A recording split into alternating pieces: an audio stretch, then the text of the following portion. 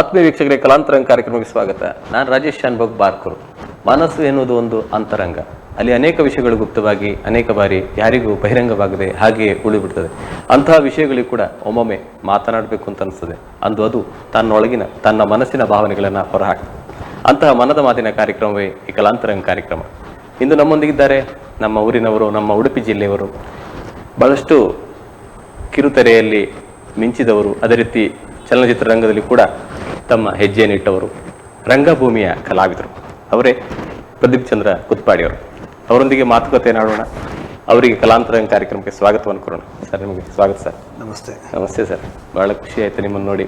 ಭಾಳಷ್ಟು ಧಾರಾವಾಹಿಗಳು ನಿಮ್ಮನ್ನು ನೋಡ್ತಿದ್ದೀವಿ ನಾವು. ಅದೇ ಚಿತ್ರರಂಗದಲ್ಲಿ ಕೂಡ ಭಾಳಷ್ಟು ಚಿತ್ರಗಳಲ್ಲಿ ನೋಡಿದ್ದೇವೆ. ಅವು ತಮ್ಮ ಕಲಾವಿದರು ತಾವು. ಅದೇ ನೀವು ಬಾಲ್ಯದಿಂದಲೇ ರಂಗಭೂಮಿಯಲ್ಲಿದ್ದವರು. ನಿಮ್ಮ ಬಗ್ಗೆ ಮಾತಾಡುವಂಥ ಒಂದು ಸೌಭಾಗ್ಯ ನಮಗೆ ದೊರೆತಿದೆ. ನಮ್ಮ ಊರಿನ ಕಲಾವಿದರು ತಾವು, ಹೆಮ್ಮೆಯ ಕಲಾವಿದರು. ನಿಜವಾಗಿ ಬಹಳ ಖುಷಿ ಆಗ್ತದೆ ಸರ್. ಅದೇ ಸರ್, ತಮ್ಮ ಈ ಪಯಣವನ್ನು ಶುರು ಮಾಡುವ ತಂದೆ ತಾಯಿ ಮತ್ತು ಹುಟ್ಟೂರಿನ ಬಗ್ಗೆ ತಿಳಿಸಿ ಸರ್, ಮತ್ತು ಅದರೊಂದಿಗೆ ನಿಮ್ಮ ಈ ಮಾತುಕತೆಯನ್ನು ಶುರು ಮಾಡೋಣ. ಮೊದಲಿಗೆ ಎಲ್ಲ ವೀಕ್ಷಕರಿಗೆ ನಮಸ್ಕಾರ. ನಾನು ಮೊದಲಾಗಿ ನೀವು ಹೇಳಿ ಕಲಾವಿದನಲ್ಲ, ಕಲಾವಿದ ಆಗುವ ಪ್ರಯತ್ನದಲ್ಲಿರುವವ, ಒಬ್ಬ ಕಲಾ ವಿದ್ಯಾರ್ಥಿ ಅಂತ ಹೇಳಿ ನಾನು ಬಯಸ್ತೇನೆ. ನನ್ನ ಹುಟ್ಟೂರು ಉಡುಪಿಯ ಸಮೀಪದ ಕುತ್ಪಾಡಿ ನನ್ನ ಊರು. ಉಡುಪಿಯಿಂದ ಒಂದು 4-5 ಕಿಲೋಮೀಟರ್ ದೂರದಲ್ಲಿದೆ. ಇದು ನನ್ನ ಹುಟ್ಟೂರು. ನನ್ನ ತಂದೆ ಕುತ್ಪಾಡಿ ಆನಂದ ಗಾಣಿಗ ಅಂತ ಒಬ್ಬರು ಒಳ್ಳೆಯ ಕಲಾವಿದರಾಗಿದ್ದರು. LICಯಲ್ಲಿ ಉದ್ಯೋಗದಲ್ಲಿದ್ದರು. ಜೊತೆಗೆ ಉಡುಪಿ ರಂಗಭೂಮಿ ನಾಟಕ ಸಂಸ್ಥೆಯ ಹುಟ್ಟಿಗೆ ಒಂದು ಕಾರಣಭೂತರು. ಜೊತೆಗೆ ಅಂಬಲ್ಪಾಡಿ ಯಕ್ಷಗಾನ ಸಂಘದಲ್ಲಿ ಅವರು ವೆಚ್ಚ ಮಾಡ್ತಿದ್ರು. LIC ಜೊತೆಗೆ ಹಾಗೆ 1-2 ಸಿನಿಮಾ, ಕೋಟಿ ಚೆನ್ನೈ ಮತ್ತು ಪಗಿತ ಪುಗಿ ಸಿನಿಮಾದಲ್ಲೂ ಅಭಿನಯಿಸಿದ್ರು. ಒಂಥರ ನಮಗೆ ಒಂದು ಕಲಾ ಕುಟುಂಬ ಅಂತ ಹೇಳ್ಬೋದು. ನನ್ನ ಅಣ್ಣಂದಿರು ಸಹ ಯಕ್ಷಗಾನಗಳಲ್ಲಿ, ನಾಟಕಗಳಲ್ಲಿ ಅಭಿನಯಿಸ್ತಿದ್ರು. ಆದರೆ ನನ್ನ ಹವ್ಯಾಸದ ಜೊತೆಗೆ ಅದು ಒಂಥರ ವೃತ್ತಿಪರತೆಗೆ ಅದು ಹೋಯಿತು. ಅಂದ್ರೆ ವೃತ್ತಿ ಮಾಡ್ಕೊಂಡಿದ್ರಿ ಈಗ? ಹೌದು, ಈಗ ಅದೇ ನನ್ನ ವೃತ್ತಿ ಆಗಿಬಿಟ್ಟಿದೆ. ನಿಮ್ಮ ಶಾಲಾ ಕಾಲೇಜುಗಳು ಎಲ್ಲಿದೆ ಸರ್? ನೀವು ಯಾವ ಶಾಲೆ? ಮನೆ ಹತ್ರವೇ ಒಂದು ಮಹಾಗಣಪತಿ ಶಾಲೆ ಅಂತ ಇತ್ತು, ಒಂದು ಕನ್ನಡ ಮೀಡಿಯಂ ಶಾಲೆ. ಒಂದು 5ನೇ ಕ್ಲಾಸ್ ತನಕ ಅಲ್ಲಿ. ತದನಂತರ ಕಿದಿಯೂರಿನ ವಿದ್ಯಾಸಮುದ್ರ ಹಿರಿಯ ಪ್ರಾಥಮಿಕ ಶಾಲೆ 6-7. 8ನೇ ತರಗತಿಗೆ Saint Francis Xavier high school Udyavara 8, 9, 10. ಆಮೇಲೆ PUC ನಂದು ಪೂರ್ಣ ಪ್ರಜ್ಞಾ ಕಾಲೇಜು. ನಂತರ ನಾನು ಎಲೆಕ್ಟ್ರಾನಿಕ್ಸ್ ಆ್ಯಂಡ್ ಕಮ್ಯುನಿಕೇಷನ್ಸ್ ಮಣಿಪಾಲದ ಇದರಲ್ಲಿ ಅಲ್ಲಿ ಡಿಪ್ಲೊಮಾ ಮಾಡಿದ್ದು. ಆಮೇಲೆ ನೀವು ಉದ್ಯೋಗ ಏನಾದ್ರು ಮಾಡಿದ್ರಿ ಸರ್? ಅದರ ನಂತರ ಉದ್ಯೋಗ ಎಲೆಕ್ಟ್ರಾನಿಕ್ಸಿಂದ ನಂತರ ಹೋಯಿತು. ಅಂದ ಆ ಫೀಲ್ಡ್ ಬಿಟ್ಟು ಬೇರೆ ಉದ್ಯೋಗ ಮಾಡ್ತಿದ್ದೆ ನಾನು. ಆ್ಯಕ್ಚುಲಿ ನಾನು ಕನ್ಸ್ಟ್ರಕ್ಷನ್ಸ್ ಮಾಡ್ತಿದ್ದೆ. ಸಿವಿಲ್ ಕನ್ಸ್ಟ್ರಕ್ಷನ್ಸ್ಗಳನ್ನು ಮನೆ ಕಡೆ ಕಳಿಸ್ತಿದ್ದೆ. ಡೊಮೆಸ್ಟಿಕ್ ಪ್ಯಾಕೇಜ್ ಟೂರ್ಸ್ಗಳನ್ನು throughout India, anywhere in India domestic package ಟೂರ್ಸ್ಗಳನ್ನು ಇದನ್ನು ಮಾಡ್ತಿದ್ದೆ. ಹಾಗೆ ನಾಟಕಗಳಲ್ಲಿ ಅಭಿನಯಿಸ್ತಿದ್ದೆ. ಅಲ್ಲಿಂದ ನಾಟಕದಲ್ಲಿ ಮಾಡ್ತಾ ಅದು ಸೀರಿಯಲ್ ಕಡೆಗೆ ಹೋಯ್ತು. ಸೀರಿಯಲ್ ಸಿನಿಮಾ ಅಂತ ಆಯ್ತು. ನಂತರ ಬೇರೆ ಮಾಡ್ಲಿಕ್ಕೆ ಆಗ್ತಾ ಇಲ್ಲ. ಈಗ ಅದೇ ಬಹಳಷ್ಟು ಇದೆ ಅದ್ರ ಬಗ್ಗೆ ಮಾತಾಡ್ಲಿಕ್ಕೆ. ಅದ್ರ ತಮ್ಮ 8ನೇ ವಯಸ್ಸಿಗೆ ಅಂದ್ರೆ ಕಲಾಸಕ್ತಿ ಹೇಗೆ ಬಂತು ಅಂತ ಕೇಳೋದು ಬೇಡ್ತಾರೆ. ಯಾಕಂದ್ರೆ ನೀವು ಹೇಳೋದು ಕಲಾವಿದರ ಕುಟುಂಬದಲ್ಲಿ ಇದ್ದಿರಿ ತಾವು. ಕಲಾಸಕ್ತಿ ಖಂಡಿತವಾಗಿ ಬಂದೇ ಬರ್ತದೆ, ಅದು ರಕ್ತದಲ್ಲೇ ಬರ್ತದೆ. ಆ ತರ ಅಂದ್ರೆ ಹೇಳ್ತಾರೆ ಹೆರಿಡಿಟಿ ಅಂತ, ಆ ಥರನೇ ಬಂದಿರ್ತದೆ. ಅದ್ರ ಬಗ್ಗೆ ಕೇಳೋದು ಬೇಡ. ಕಲಾಸಕ್ತಿ ನಿಮಗೆ ಇದೆ, ನೀವು ಹುಟ್ಟುತ್ತಾನೆ ಕಲಾವಿದರಾಗಿ ಇದ್ದೀರಿ. ಯಾಕಂದ್ರೆ 8ನೇ ವಯಸ್ಸಲ್ಲಿ ತಾವು ಪ್ರಥಮವಾಗಿ ನಾಟಕಗಳು ಅಭಿನಯಿಸ್ತೀರಿ. ಅದರ ಒಂದು ಅನುಭವ ತಿಳಿಸ್ತಾರೆ. ನಾನು ತಂದೆಯವ್ರ ಜೊತೆಗೆ, ತಂದೆಯವ್ರೊಂದು ಲ್ಯಾಂಬ್ರೆಟರ್ ಸ್ಕೂಟ್ರು, ಅದರಲ್ಲಿ ಮುಂದುಗಡೆ ನಿಂತುಕೊಂಡು ಅವ್ರ ನಾಟಕ ರಿಹರ್ಸಲ್ ನೋಡ್ಲಿಕ್ಕೆ ಹೋಗ್ತಾ ಇದ್ದೆ. ಅದು ಪ್ರಾಯಶಃ ಆವಾಗ ಸಂಕ್ರಾಂತಿ ನಾಟಕ, ಲಂಕೇಶ್ವರ ಸಂಕ್ರಾಂತಿ ನಾಟಕದಲ್ಲಿ ನನ್ನ ಒಂದು ಪಾತ್ರ ಅಂತ ಹೇಳಿದರೆ, ಅದು ಒಂದು ಆದಿವಾಸಿ ಜನಾಂಗದ ಒಬ್ಬ ಹುಡುಗ ಅಲ್ಲಿಗೆ ಒಂದು ಉನ್ನತ ಜಾತಿಯ ಹುಡುಗಿಯನ್ನು ಒಬ್ಬ ಪ್ರೀತಿಸಿ ಮದುವೆ ಆಗ್ತಾನೆ. ಅಲ್ಲಿರುವಂಥ ಒಬ್ಬ ಹುಡುಗನ ಪಾತ್ರ ನಾನು ಪ್ರಥಮ ಬಾರಿ ಸ್ಟೇಜ್ ಹತ್ತಿದ್ದು ಧರ್ಮಸ್ಥಳದ ವಸಂತ ಮಂಟಪದ ನನ್ನ ಫಸ್ಟ್ ಸ್ಟೇಜ್. ನಂಗೆ ಇವತ್ತಿಗೂ ನೆನಪಿದೆ ಆ ಘಟನೆ. ನಾನು ನಿನ್ನೆ ಯಾಕೋ ನನ್ನ ಹೆಂಡತಿ ಹತ್ರ ಘಟನೆ ಹೇಳ್ತಾ ಇದ್ದೆ. ವಸಂತ ಮಂಟಪ ಆಗ ದೊಡ್ಡ ಹಾಲ್ ಅದು. ಆಗ ಈ ಸರ್ವಧರ್ಮ ಸಮ್ಮೇಳನದ ಹಾಲ್ ಎಲ್ಲ ಇರಲಿಲ್ಲ. ಸೈಡ್ ವಿಂಗ್ಸ್ ಅಲ್ಲಿ ಹೀಗೆ ನಿಂತು ನೋಡಿದೆ, ಫುಲ್ ಪೂರ್ತಿ ಪ್ಯಾಕ್ ಆಗಿದೆ. ವೀರೇಂದ್ರ ಹೆಗ್ಡೆಯರು ಬಹಳ ಶ್ವೇತ ವಸ್ತ್ರಧಾರಿಗಳಾಗಿ ಕೂತಿದ್ದಾರೆ. ಸೈಡ್ ವಿಂಗ್ಸ್ ಅಲ್ಲಿ ಹೀಗೆ ನೋಡ್ಕೊಂಡು ಆಡಿಯನ್ಸ್ ನೋಡಿ ತುಂಬಾ ಗಡ ನಡುಗ್ತಿದ್ದೆ. ಕೈ ಕಾಲೇ ನಿಲ್ತಿರ್ಲಿಲ್ಲ, ಅಷ್ಟು ನಡುಗಾಟ ಆಗ್ತಿತ್ತು. ನನ್ನ ಅಪ್ಪ ಹೀಗೆ ದೂರದಲ್ಲಿ ನೋಡಿದ್ರು, ಬಂದು ತಲೆಗೊಂದು ಹೊಡೆದ್ರು. ಏನೋ ಮಾಡ್ತಿದ್ದೆ ಕೇಳಿದ್ರು. ಸ್ಟೇಜಿಗೆ ನಮಸ್ಕಾರ ಮಾಡು ಅಂದ್ರು. ಆಮೇಲೆ ಸ್ಟೇಜಿಗೆ ಒಂದು ನಮಸ್ಕಾರ ಮಾಡಿದೆ. ಅಲ್ಲಿ ನಿಂತ್ಕೊಂಡಲ್ಲಿ ಧರ್ಮಸ್ಥಳ ದೇವರನ್ನು ನೆನೆಸ್ಕೊಂಡೆ. ಸ್ಟೇಜ್ ಹತ್ತಿದೆ. ಅದು ನನ್ನ ಪ್ರಥಮ ಸ್ಟೇಜ್. ಅದು ಪ್ರಾಯಶಃ ಒಂದು 81 ಇಸ್ವಿ 82ರಲ್ಲಿ ಇರ್ಬೋದು ಆ ಕಾಲದಲ್ಲಿ. ಆಗ ಹೆಗ್ಡೆಯವರು ಕೂಡ ಹೆಂಗ್? ಹೌದು, ಆ ಕಾಲಘಟ್ಟದಲ್ಲಿ. ಮತ್ತು ಅಲ್ಲಿಂದ ನಮ್ಮ ಎಲ್ಲ ನಾಟಕಗಳನ್ನು ಧರ್ಮಸ್ಥಳದಲ್ಲಿ ಮಾಡ್ತೇವೆ. ಪ್ರಥಮ ಪ್ರದರ್ಶನ ಅಥವಾ ಒಂದು 2-3ನೇ ಪ್ರದರ್ಶನ ಧರ್ಮಸ್ಥಳದಲ್ಲಿ ಆಗ್ತಾ ಇರುತ್ತೆ. ಅದು ನನಗೊಂದು ದೊಡ್ಡ ಒಂದು ದೈವತ ಅನುಗ್ರಹ ಒಂದು ಸಿಕ್ಕಿದ್ದು. ಅಲ್ಲಿ ಒಂದು ಒಳ್ಳೆಯ ಕ್ಷೇತ್ರದಲ್ಲಿ ಪುಣ್ಯಕ್ಷೇತ್ರ ಒಂದು ರಂಗ ಪ್ರವೇಶ ಆಗುವಾಗಾಯ್ತು ನನಗೆ. ಖಂಡಿತ ಸರ್. ಅಂದ್ರೆ ಅದು ಒಂದು ಸೌಭಾಗ್ಯ ನಿಜವಾಗಿ. ಖಂಡಿತ ಹೌದು. ಅದು ನಿಮ್ಮನ್ನ ಇಲ್ಲಿವರೆಗೆ ಕರೆದುಕೊಂಡು ಬಂದಿದೆ ಯಶಸ್ವಿಯಾಗಿ. ಯಾಕಂದ್ರೆ ನೀವು ಸಣ್ಣ ಪ್ರಾಯದಲ್ಲಿ ಒಳ್ಳೆ ವೇದಿಕೆ ಏರಿದ್ದೀರಿ, ಮತ್ತೆ ತಂದೆಯವರ ಬೆಂಬಲ. ಅದಕ್ಕೆ ಯಶಸ್ಸು ಅಂತ ಹೇಳುದು ಇಲ್ಲ, ಹೇಗಂತೇಳಿ ಅದು ನಿರಂತರ ಕಲಿಕೆ. ಹೌದೌದು, ಮುಗಿಲಿಕ್ಕೆ ಕಲಾವಿದನಿಗೆ ನಿರಂತರ ಕಲಿಕೆ ಇದ್ರಷ್ಟೇ ಅವನಿಗೆ ಕಲಾ ದಾರಿಯಲ್ಲಿ ಮುನ್ನಡೆಸಕ್ಕಾಗ್ತದೆ. ಇದಕ್ಕೆ ತುಂಬಾ ಜನ ನನಗೆ ಬೆನ್ನು ತಟ್ಟಿ ಮಾಡಿದ್ದಾರೆ. ಎಲ್ಲರೂ ನಮಗೆ ಸಪೋರ್ಟ್ ಮಾಡ್ಲಿಕ್ಕೆ ಹೋಗಿ ನಾನು ತೀಡ್ಲಿಕ್ಕೆ ಹೋಗಿ ಸ್ವಲ್ಪ ನಿಲ್ಲಿಕ್ಕಾಗಿದೆ ಅಷ್ಟೇ. ಖಂಡಿತ ಸರ್. ಅದರ ತಮ್ಮ ಗುರುಗಳು ಯಾರ್ಯಾರು ಸರ್? ಅಂದ್ರೆ ನೀವು ತಂದೆಯವರಿಗೂ ಮೊದಲ ಗುರು? ಖಂಡಿತವಾಗಿ ತಂದೆಯವರ ಮೊದಲ ನನಗೆ ತಂದೆಯವರೇ ಮೊದಲ ಗುರು. ಸಂಕ್ರಾಂತಿ ನಾಟಕದಲ್ಲಿ ಆ ಜೊತೆಗೆ ನಮಗೆ ಪ್ರೊಫೆಸರ್ ರಾಮದಾಸ್ ಅಂತ ಪೂರ್ಣಪ್ರಜ್ಞಾ ಕಾಲೇಜಲ್ಲಿ ಕನ್ನಡ ಪ್ರಾಧ್ಯಾಪಕರಾಗಿ ಅವರು ಮುಖ್ಯಸ್ಥರಾಗಿದ್ದರು. ಒಳ್ಳೆಯ ನಾಟಕಕಾರರು, ಒಳ್ಳೆಯ ಅಭಿನಯ ರಂಗಭೂಮಿ. ಅವರು ನನಗೆ ಒಬ್ಬರು ಆರಂಭದ ಹಂತದಲ್ಲಿ ಗುರುಗಳಾಗಿದ್ದವರು ರಂಗಭೂಮಿ ನಾಟಕಗಳಲ್ಲಿ. ಅನಂತರ ಭಾಳಷ್ಟು ಜನ ಹೇಳ್ಬೋದು, ಉಡುಪಿ ರಂಗಭೂಮಿ ನಾಟಕಗಳಲ್ಲಿ ಉದ್ಯೋಗ ಮಾಧವಾಚಾರ್ಯ ಹೇಳ್ಬೋದು, BR ನಾಗೇಶ್ ಅವರು ನಾಗೇಶ್ ಅವರು ನನಗೆ ಪೂರ್ಣಪ್ರಜ್ಞಾ ಕಾಲೇಜಲ್ಲಿ ರೆಕ್ಕೆ ನಾಟಕವನ್ನು ಮಾಡಿಸಿದ್ರು. ಆ ನಂತರ ನನ್ನ ಹೈಸ್ಕೂಲಲ್ಲಿ ನಾಗಭೂಷಣ ಮಾಸ್ಟರ್ ಅಂತ ಇದ್ರು, ಅವ್ರು ನನಗೆ ಹೈಸ್ಕೂಲ್ಗಳಲ್ಲಿ ನಾಟಕಗಳಲ್ಲಿ ನಿಡಂಬೂರಿ ಯುವಕ ಮಂಡಲ ನನಗೆ ಒಂದು ಭದ್ರ ಬುಧನದಿಯನ್ನು ನಾಟಕ ರಂಗದಲ್ಲಿ ಹಾಕಿಕೊಟ್ಟಂತಲ್ಲಿ ಶ್ರೀನಿವಾಸ ಹೆಗಡೆ ಅವರು, ರವೀಂದ್ರ ಪೂಜಾರಿ ಅವರು, ಸೋಮನಾಥ್ ಬೇಕಿ ಅವರು, ಹೀಗೆ ಭಾಳಷ್ಟು ಜನ ನನಗೆ ಅಲ್ಲಿ ಹವ್ಯಾಸಿ ನಾಟಕ, ಅದು ಕಮರ್ಷಿಯಲ್ ನಾಟಕಗಳನ್ನು ಮಾಡ್ತಾಯಿತ್ತು. ಅಲ್ಲಿಂದ ಈ ಕಡೆ ಬಂದಾಗ ನನಗೆ ಸಿಕ್ಕಿದಂಥವ್ರು ಒಂದು ಪ್ರಾಯಶಃ ನನಗೆ ಒಂದು ಬದಲಾವಣೆ ಸಿಕ್ಕಿದ್ದು ಬೇರೆ ಬೇರೆ ಹಂತಗಳಲ್ಲಿ. ಒಂದು ಪ್ರಸನ್ನ ಅವರಿಂದ, ಚಿದಂಬರ ಜಂಬೆ ಅವರಿಂದ, ಸುರೇಶ ಅನಗಳ್ಳಿಯವರು, ಬಾಸುಮ ಕೊಡಗು ಅವರು, ಜೀವನ್ ರಾಮ್ ಸುಳ್ಯ, ಆಮೇಲೆ ಮಂಡ್ಯ ರಮೇಶ್ ಅವರು, ಹೀಗೆ ಒಂದು ಬೇರೆ ಬೇರೆ ನಮ್ಮ ವಸಂತ್ ಬನ್ನಾಡಿ ಅವರು. ನಾನು ರಿಹರ್ಸಲ್ಗೋಸ್ಕರ ಕುಂದಾಪುರಕ್ಕೆ ಹೋಗ್ತಿದ್ದೆ. ರಾತ್ರಿ ಲಾರಿ ಹತ್ಕೊಂಡು ವಾಪಸ್ ಬರ್ತಿದ್ದೆ. ರಾತ್ರಿ 1 ಗಂಟೆ 2 ಗಂಟೆಗೆ ಲಾರಿ ಹತ್ಕೊಂಡು ಬಂದು ಆಮೇಲೆ ಸೈಕಲ್ ಹಿಡ್ಕೊಂಡು ಮನೆಗೆ ಹೋಗಿ ಬೆಳಿಗ್ಗೆ 6:30 ಕಾಲೇಜಿಗೆ ಹೋಗ್ಬೇಕಿತ್ತು. ಕಾಲೇಜ್ ಟೈಮಲ್ಲಿ ಹಾಗೆ ಇದು ಮಾಡಬೇಕಿತ್ತು, ಯಾಕಂದ್ರೆ ಕಲಿಬೇಕು ಅಂತ ಅವಳ ತುಡಿತಾ ಇತ್ತು. ಹೀಗೆ ಒಂದಷ್ಟು ನಿರ್ದೇಶಕರನ್ನ ಹೇಳ್ಬೋದು, ಬಹಳಷ್ಟು ನಮ್ಮನ್ನ ಕೆತ್ತುತ್ತಾ ಹೋದಂಥವ್ರು ಮಾಲ್ತೇಶ್ ಬಡಿಗೇರವರು. ಹೀಗೆ ಒಂದಷ್ಟು ನಿರ್ದೇಶಕರ ನನ್ನನ್ನ ಕಲಾವಿದನಾಗಿ ರೂಪಿಸಲಿಕ್ಕೆ ಪ್ರಯತ್ನ ಪಟ್ಟಿದ್ದಾರೆ. ಗುರುರಾಜ್ ಮಾರ್ಪಳ್ಳಿ ಅವರು ಅದ್ಭುತವಾಗಿ ನನ್ನನ್ನು ಸಹಾಯ ಮಾಡಿದವರು ನನಗೆ ಮಾಡಲಿಕ್ಕೆ. ಬಹಳಷ್ಟು ಜನ ಇದ್ದಾರೆ. ನಾನು ತುಂಬಾ ಜನ ಹೆಸರನ್ನ ಈಗ ಹೇಳಲಿಕ್ಕೆ ನೆನಪಾಗ್ಲಿಕ್ಕಿಲ್ಲ. ಬಿಟ್ಟೋದ್ರೆ ಕ್ಷಮಿಸಿ. ಹೌದು, ಖಂಡಿತವಾಗಿ ಗುರುಗಳೆಲ್ಲ ಕ್ಷಮಿಸಬೇಕು. ಯಾಕಂದ್ರೆ ಅವರೆಲ್ಲ ಗುರುಗಳು ನನಗೆ ನನ್ನ ಬದುಕನ್ನ ರೂಪಿಸಲಿಕ್ಕೆ ಕಾರಣೀಭೂತರು ಅಂತ ಹೇಳ್ಬೋದು. ಖಂಡಿತ ಸರ್. ತಾವು ಈ 8ನೇ ವಯಸ್ಸಿಗೆ ರಂಗ ಪ್ರವೇಶ ಮಾಡಿದ್ರಿ, ತದನಂತರ ಅದರಲ್ಲಿ ಸಕ್ರಿಯವಾಗಿ ತೊಡಗಿಸಿಕೊಂಡದ್ದು ಎಷ್ಟನೇ ವರ್ಷದಿಂದ ಸರ್? ಇಲ್ಲ, ಯಾಕಂತ ಹೇಳಿದ್ರೆ ನಾನು 8ನೇ ವಯಸ್ಸಿಂದ ಬಂದು ಸಹಿತ ಆ ನಂತರ ನಾಟಕದ ನಾನು ಬ್ಯಾಕ್ ಸ್ಟೇಜ್ ವರ್ಕರ್ ಆಗಿ ನಿಲ್ತಿದ್ದೆ. ಯಾಕಂದ್ರೆ ನಮ್ಮಲ್ಲಿ ಒಬ್ರು ರಂಗಭೂಮಿಯಲ್ಲಿ ಒಬ್ರು ಭೋಜಣ್ಣ ಅಂತ ಎಲೆಕ್ಟ್ರಿಷಿಯನ್ ಇರ್ತಿದ್ರು. ಅವ್ರು ನಮ್ಮ ಮನೆಗೆ ರೆಗ್ಯುಲರ್ ಆಗಿ ಬರ್ತಾಯಿದ್ರು. ತಂದೆಯವರು ಭಾಳ ಆತ್ಮೀಯರು, ರಂಗಭೂಮಿ ಎಲ್ಲ ಲೈಟ್ಸ್ಗಳನ್ನು ಭಾಳ ಜವಾಬ್ದಾರಿಯಿಂದ ನೋಡ್ಕೊಳ್ಳೋರು. ಅವ್ರು ನನಗೆ ಹೇಳುವರು, ನಾನು ಅವ್ರ ಜೊತೆ ಕೆಲಸ ಮಾಡುವಾಗ, ನೀನು ಕಲಾವಿದನಾಗಬೇಕಾ, ಮೊದಲು ಸ್ಟೇಜ್ ವರ್ಕ್ ಕಲಿ ಅಂತ. ಈ ಸ್ಕ್ರೀನ್ಗಳನ್ನು ಮಡಿಸ್ಲಿಕ್ಕೆ ಕಲಿ, ವೈರ್ಗಳನ್ನು ಸುತ್ತಿಡ್ಲಿಕ್ಕೆ ಕಲಿ. ಒಂದು ದೇವರಿಗೆ ಅರ್ಚನೆ ಮಾಡಬೇಕಾದ್ರೆ ಹೂಗಳನ್ನು ಹೇಗೆ ತಂದಿರ್ತೀರಿ, ಹೇಗೆ ಹಣ್ಣು ಕಾಯಿಯನ್ನು ತಂದಿರ್ತೀರಿ, ಹಾಗೆ ರಂಗದಲ್ಲಿ ಹತ್ತಬೇಕಾದ್ರೆ ಅದಕ್ಕೆ ಸಂಬಂಧಪಟ್ಟ ಹೂಗಳು ಅಥವಾ ಅಲಂಕಾರಕ್ಕೆ ಅಂತ ಹೇಳಿದ್ರೆ ಪರದೆ, ಸ್ಕ್ರೀನು, ಲೈಟು, ವೈರ್ಗಳು, ಇದನ್ನು ಚೆನ್ನಾಗಿ ಮೇಂಟೈನ್ ಮಾಡ್ಲಿಕ್ಕೆ ಕಲ್ತ್ಕೊ ಅಂತ. ಒಂದು ಸ್ಕ್ರೀನ್ ಕಟ್ಟಿದ್ರೆ ಸೈಡ್ ವಿಂಗ್ ಇಂದ ಎಲ್ಲೂ ಜನ ಕಾಣಬಾರ್ದು, ಸೈಡ್ ವಿಂಗ್ ಅಲ್ಲಿ ನಿಂತವ್ರು ಕಾಣಬಾರ್ದು. ಆ ತರ ನೆರಿಗೆ ಇಲ್ಲದ ಸ್ಕ್ರೀನ್ ಕಟ್ಟಲಿಕ್ಕೆ ಕಲಿ. ಇದು ನಂಗೆ ಬೇಸಿಕ್ ಶಿಕ್ಷಣ ಅವರು ಭೋಜಣ್ಣ ಅವರು ಕೊಟ್ಟದಂಥದ್ದು. ಅದನ್ನು ಯಾವತ್ತು ಮರೀಲಿಕ್ಕಿಲ್ಲ.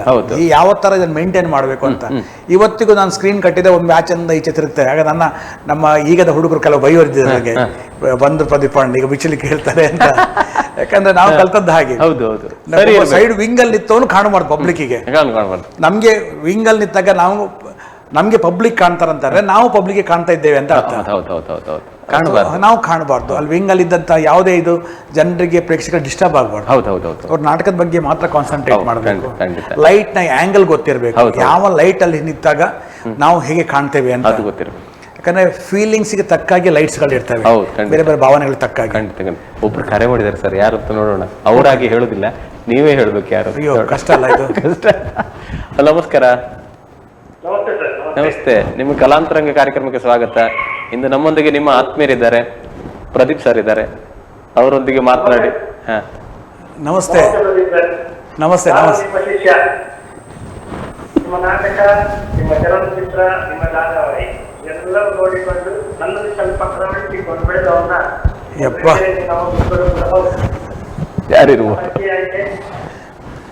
ಇದು ಬಹಳ ಆತ್ಮೀಯವಾದ ಸ್ವರ, ಇದು ಬಹಳ ಆತ್ಮೀಯವಾದ ಸ್ವರ. ಮತ್ತೆ ನಾನು ಇನ್ನೊಬ್ಬರಿಂದ ಕಲಿಯುವವ, ನನ್ನಿಂದ ಕಲಿತವರಿಗೆ ಅದನ್ನ ಹೇಳಿ ಸರ್. ಅವ್ರು ನಾನು ಬೇರೆಯವರಿಂದ ಕಲಿತಾರೆ, ನೀವು ಇವರಿಂದ ಕಲಿತಿದ್ದೀರಿ ಅಂತ ಹೇಳಿದ್ರಿ. ಅದು ಅವ್ರಿಗೆ ಈಗ ನೋಡಿ ಯಾರು ಅಂತ ಆಲೋಚನೆ ಮಾಡಿ ಸರ್. ಬಹಳ ಒಂದು ಮನರಂಜನೆಯ ವ್ಯಕ್ತಿತ್ವ ಅವರು. ಅವರು ಇದ್ದಲ್ಲಿ ನಗು ಖಂಡಿತ. ಓ ಹಾಗಿದ್ರೆ ಖಂಡಿತವಾಗಿದ್ದು ಯೋಗೀಶ್ ಕೊಳಲಗಿರಿ ಅವರು. ಯಾಕೆಂದ್ರೆ ಒಬ್ಬ ಅದ್ಭುತ ನಟ ಅವರು. ಯಾವುದೇ ಪಾತ್ರ ಕೊಡ್ಲಿ ತುಂಬಾ ಸುಲಲಿತವಾಗಿ ಮಾಡಬಲ್ಲವರು. ಮತ್ತೆ ನಿರ್ದೇಶಕರ ಕಲ್ಪನೆ ಏನಿದೆ ಅಂತ ಗ್ರಾಸ್ಪ್ ಮಾಡ್ಕೊಂಡು ಅದನ್ನ ಡೆವಲಪ್ ಮಾಡುವಂತಹ ತಾಕತ್ತಿರುವವರು. Thank you ಯೋಗೀಶ್ವರೇ. ಹೇಳಿ ಸರ್. ಮಾತಾಡುವಾಗ ಬಹಳಷ್ಟು ಖುಷಿ ಆಯ್ತು ಸರ್. Thank you. ನಿಮ್ಮ ನಿರ್ದೇಶನದಲ್ಲಿ ನಾನು ರಾಜೇಂದ್ರ ಕಾರಂತರ ಕನ್ನಡ ಪ್ರಸಂಗವನ್ನ 3 ದಿನದಲ್ಲಿ ಮಾಡಿದ್ವಿ. ಅಂದ್ರೆ ತಯಾರು ಮಾಡಿದ್ವಿ. ಅಂದ್ರೆ ಒಂದು ಸರಳ ರೀತಿಯಲ್ಲಿ ವಿಶೇಷವಾಗಿ ತಯಾರಿಸಬಲ್ಲಂತ ಒಂದು ಅದ್ಭುತ ನಿರ್ದೇಶಕ ಅಂತ ಹೇಳಿ ತಪ್ಪಾಗಿತ್ತು. ಹಾಗೆ ಇತ್ತೀಚೆಗೆ ಕಾಗಚಕ್ರದಲ್ಲೂ ಕೂಡ ನಮ್ಮನ್ನು ತೊಡಗಿಸಿಕೊಂಡು ಒಂದಷ್ಟು ಅವಕಾಶ, ರಂಗಭೂಮಿ ಅನ್ನುವಂಥದ್ದು ಒಂದು ಶ್ರೇಷ್ಠ ಸಂಸ್ಥೆ, ಒಂದು ದೊಡ್ಡ ಸಾಗರ ಕೂಡ.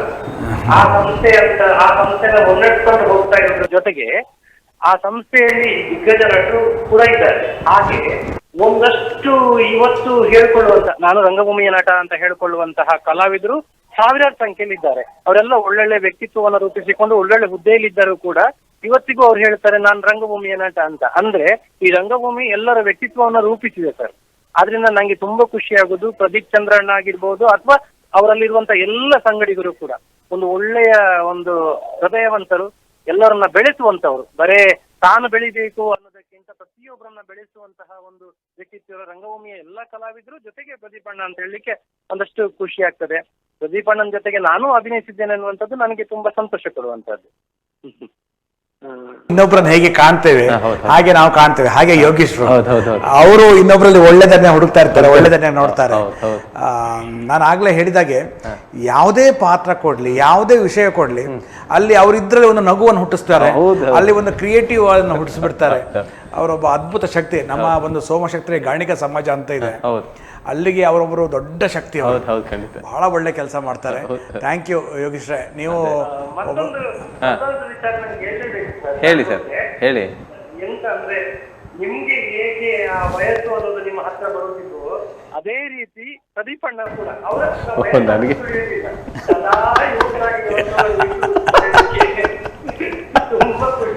ಅದರ ಅರ್ಥ ಸರ್ ನಮಗೆ ವಯಸ್ಸಾಗಿದೆ ಅಂತ. ವಯಸ್ಸಾಗಿದೆ ಅಂತ ಹೇಳ್ತಾ ಇದ್ದೀನಿ. ಹಾಗೆ ಹಾಗೆ ಆಗ್ಲಿ ಸರ್, ಆಗ್ಲಿ. ತಮಾಷೆ ಹೇಳಿದ ಸರ್, ಖಂಡಿತ ಸರ್.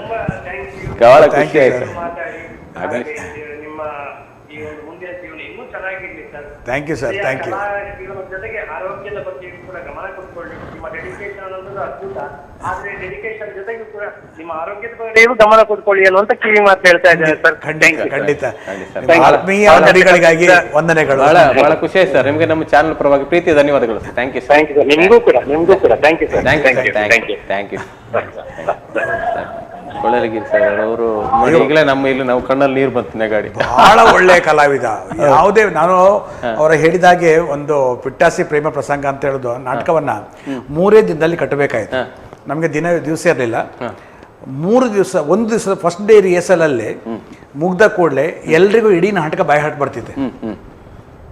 ಒಂದೇ ದಿವಸದಲ್ಲಿ ಇಡೀ ನಾಟಕದಲ್ಲಿ ಕಲಾವಿದರಿಗೆ ಅವ್ರು ಯಾರು ಒಬ್ಬ ಟ್ರೈನ್ಡ್ ಕಲಾವಿದರುಗಳಲ್ಲ, ಒಂದು ಯೋಗೇಶ್ವರು ಮತ್ತೆ ಇನ್ನೊಂದು ಪ್ರತಿಮಾ ನಾಯಕ್ ಇರ್ಬೋದು, ಅವರೊಂದು 2-3 ಜನ ಅಷ್ಟೇ ಟ್ರೈನ್ಡ್ ಕಲಾವಿದರು, ಮತ್ತೆ ಎಲ್ಲರೂ ಹೊಸ ಕಲಾವಿದರು. ಆದರೆ ಒಂದೇ ರಿಹರ್ಸಲ್ ಅಲ್ಲಿ, 1 ಡೇ ರಿಹರ್ಸಲ್ ಅಲ್ಲಿ ಸಂಜೆ ಒಳಗೆ ಇಡೀ ನಾಟಕ ಅವರಿಗೆ ಬಾಯಾಡ್ ಬರುವಾಗೆ ಮಾಡಿಸಿದೆ. 2ನೇ ದಿವಸ ಪಾಲಿಶ್, 3ನೇ ದಿವಸ ಶೋ.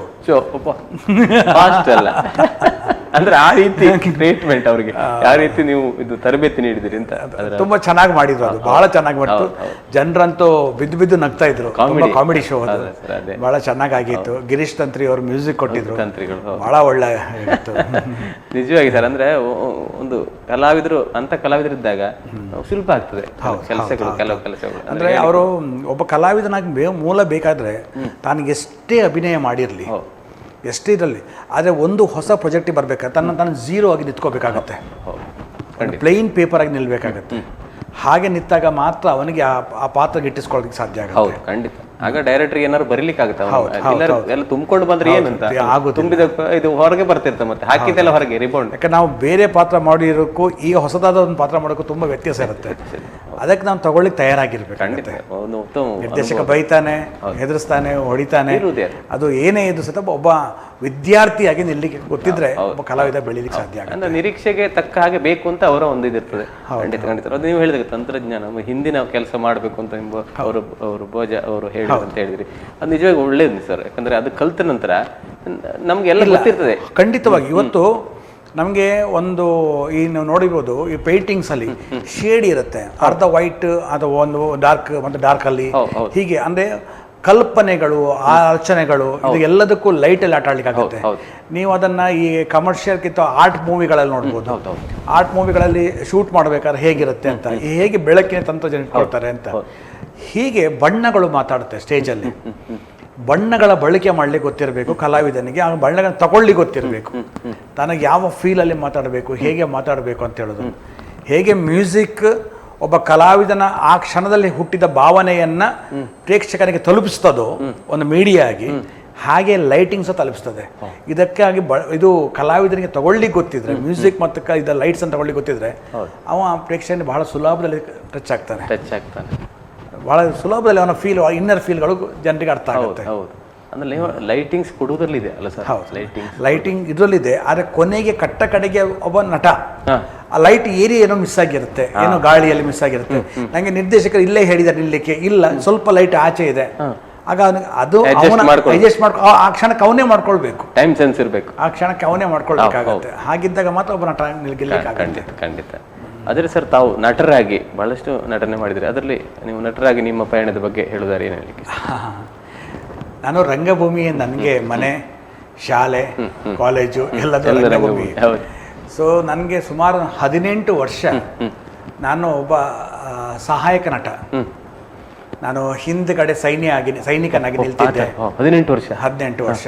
ಒಂದು ನನ್ನ 8ನೇ ವರ್ಷದಿಂದ ಸುಮಾರು 20-25 ವರ್ಷದವರೆಗೆ, 26 ವರ್ಷದವರೆಗೂ ಸಹ ಸಹಾಯಕನಾಗಿ ಸೈನ್ಯದಲ್ಲಿ, ಮೇಳದಲ್ಲಿ ಡ್ಯಾನ್ಸ್ ಮಾಡ್ತಾ, ಅಥವಾ ಗುಂಪಿನಲ್ಲಿ ಬಂದು ಹೋಗುವಂಥದ್ದು, ಅಥವಾ ಸಣ್ಣ ಪೋಷಕ ನಟನಾಗಿ, ಸಣ್ಣ ಮಂತ್ರಿಯಾಗಿಯೋ, ಅಥವಾ ಇನ್ನೊಬ್ಬ ಯಾವುದೋ ಆಫೀಸರ್ ಆಗಿಯೋ ಚಿಕ್ಕ ಚಿಕ್ಕ ಪಾತ್ರಗಳನ್ನು ಹೀಗೆ ನಮಗೆ ಮಾಡ್ಲಿಕ್ಕೆ ಅವಕಾಶಗಳನ್ನು ರಂಗಭೂಮಿ ತಂಡ ಕೊಡ್ತಾ ಇತ್ತು. ಯಾಕಂದ್ರೆ ಆಗ ಮೇರು ನಟರು ಉಡುಪಿಯಲ್ಲಿ ಬಹಳಷ್ಟು ಜನ ಇದ್ರು.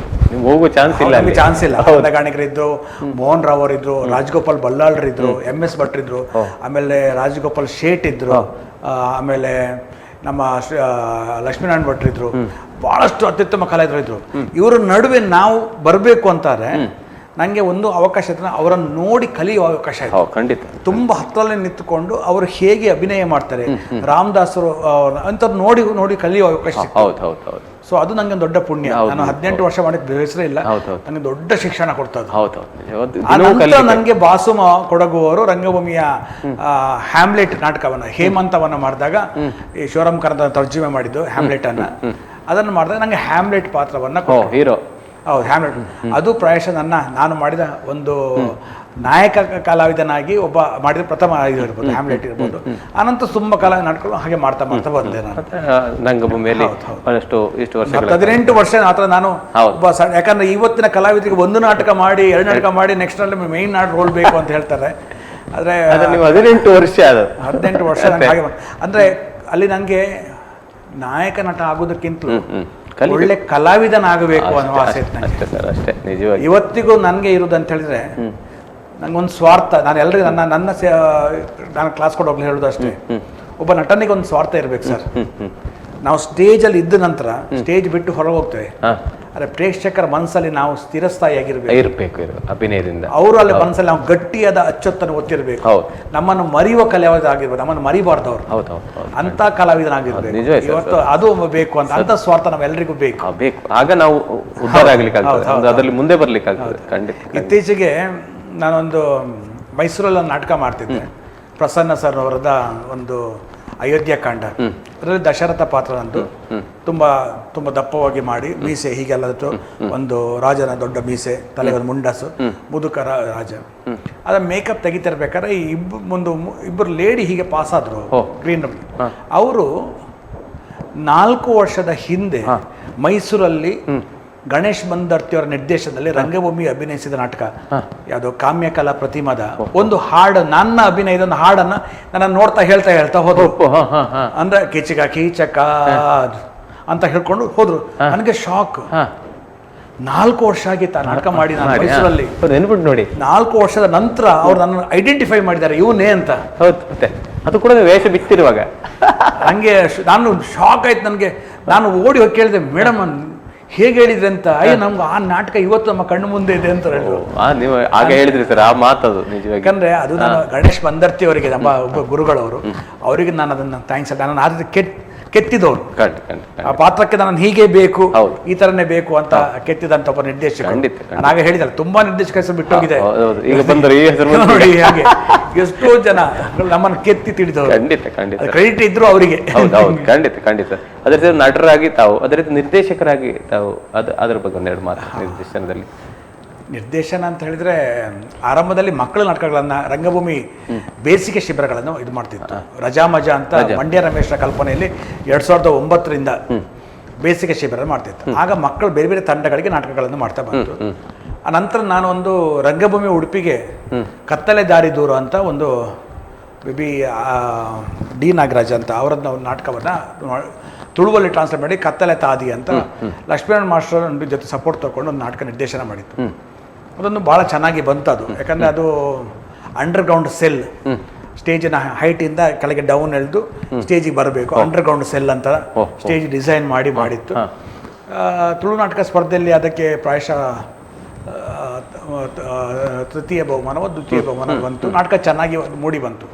ತದನಂತರ ಒಂದಷ್ಟು ನಾಟಕಗಳನ್ನು, ಬೇರೆ ಬೇರೆ ನಾಟಕಗಳನ್ನು ಮಾಡುವಾಗಾಯಿತು. ರಂಗಭೂಮಿ ಮಾಡಿದಂಥ ಕಾಲಚಕ್ರ ನಾಟಕ, ಅದು ಸುಮಾರು ಒಂದು 85-88 ಶೋ ಆಯಿತು. ದುಬೈಯಲ್ಲಿ, ಅಬುದಾಬಿಯಲ್ಲಿ, ಡೆಲ್ಲಿ, ಬಾಂಬೆ, ಚೆನ್ನೈ, ಗುಜರಾತ್, ಹೀಗೆ ಕಾಲಚಕ್ರ ಒಂದಷ್ಟು ನಾಟಕವನ್ನು. ಇವತ್ತಿಗೂ ಆ ನಾಟಕಕ್ಕೆ ಡಿಮಾಂಡ್ ಇದೆ. ಒಂದು 15 ವರ್ಷ, ಮೊನ್ನೆ 13 ವರ್ಷದ ನಂತರ ಪುನಃ ಮಾಡ್ತು ನಾವು. ಪುನಃ ಒಂದು ತುಂಬಿದ ಸಭಾಂಗಣದಲ್ಲಿ MGM ಅಲ್ಲಿ ಮೊನ್ನೆ ಪುನಃ ಶೋ ಆಯಿತು.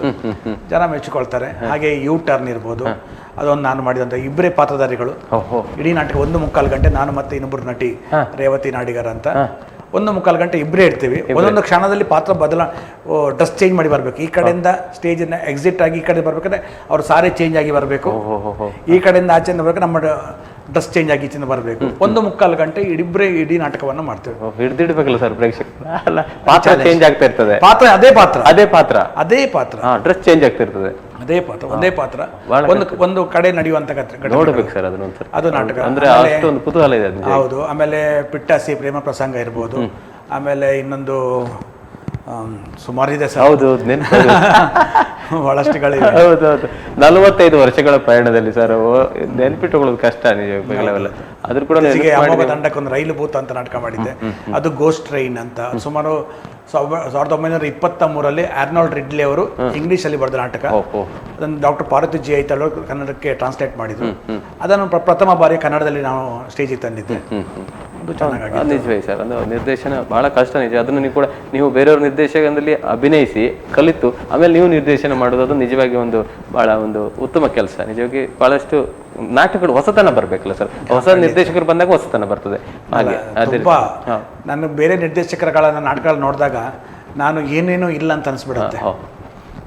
ಕೆಲವರ ಸಾಧ್ಯತೆಗಳು ನೋಡಿದಾಗ ಹೌದು. ಸರ್ ನಾನು ಯಾವಾಗ ಇಂಥದ್ದು ಕಲಿಯುವುದು, ನಾನು ಯಾವಾಗ ಇಂಥದ್ದು ಮಾಡಿ ಅಲ್ಲ ಸಾಧ್ಯತೆ ಸರ್, ನಿಮ್ಮ ಆಲೋಚನೆ ಬೇರೆ ಇರ್ತದೆ ಸರ್, ಹೌದು. ಅವರ ಆಲೋಚನೆ ಬೇರೆ ಇರ್ತದೆ, ನಿಮ್ಮಿಂದ ಬೇರೆ ತರ ನಿರೀಕ್ಷೆ ಮಾಡ್ತಾರೆ, ಅಂದ್ರೆ ನೀವು ಕೂಡ ಇಷ್ಟ ಆಗ್ತೀರಿ ಅವರಿಗೆ.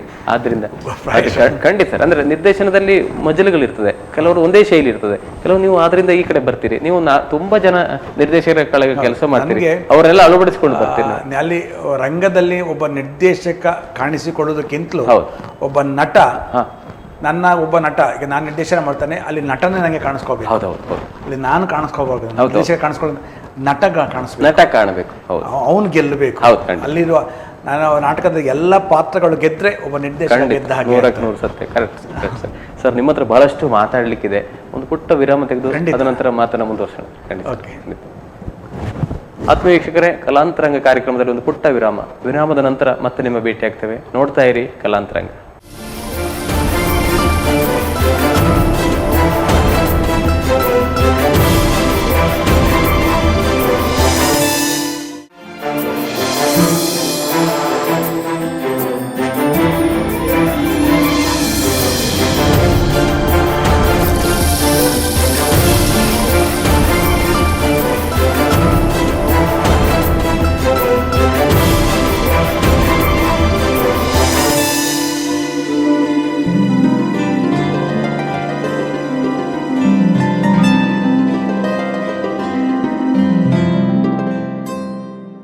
ಆತ್ಮೀಯ ವೀಕ್ಷಕರಿಗೆ ಮತ್ತೊಮ್ಮೆ ಕಲಾಂತರಂಗ ಕಾರ್ಯಕ್ರಮ ಪ್ರೀತಿಯ ಸ್ವಾಗತ. ಇಂದು ನಮ್ಮೊಂದಿಗಿದ್ದಾರೆ ನಮ್ಮ ಊರಿನವರು, ನಮ್ಮ ನಾಡಿನವರು, ನಮ್ಮ ಕರ್ನಾಟಕದ ರಂಗಭೂಮಿ ಕಲಾವಿದರು ಪ್ರದೀಪ್ ಚಂದ್ರ ಅವರು. ಅವರೊಂದಿಗೆ ಮಾತುಕತೆಯನ್ನು ಆಡ್ತಿದ್ದೀವಿ. ಮಾತುಕತೆಯನ್ನು ಮುಂದುವರ್ಸೋಣ. ಅವರಿಗೆ ಮತ್ತೊಮ್ಮೆ ಕಲಾಂತರಂಗ ಕಾರ್ಯಕ್ರಮ ಪ್ರೀತಿಯ ಸ್ವಾಗತ ಸರ್. ನಿಮ್ಗೆ ಸ್ವಾಗತ.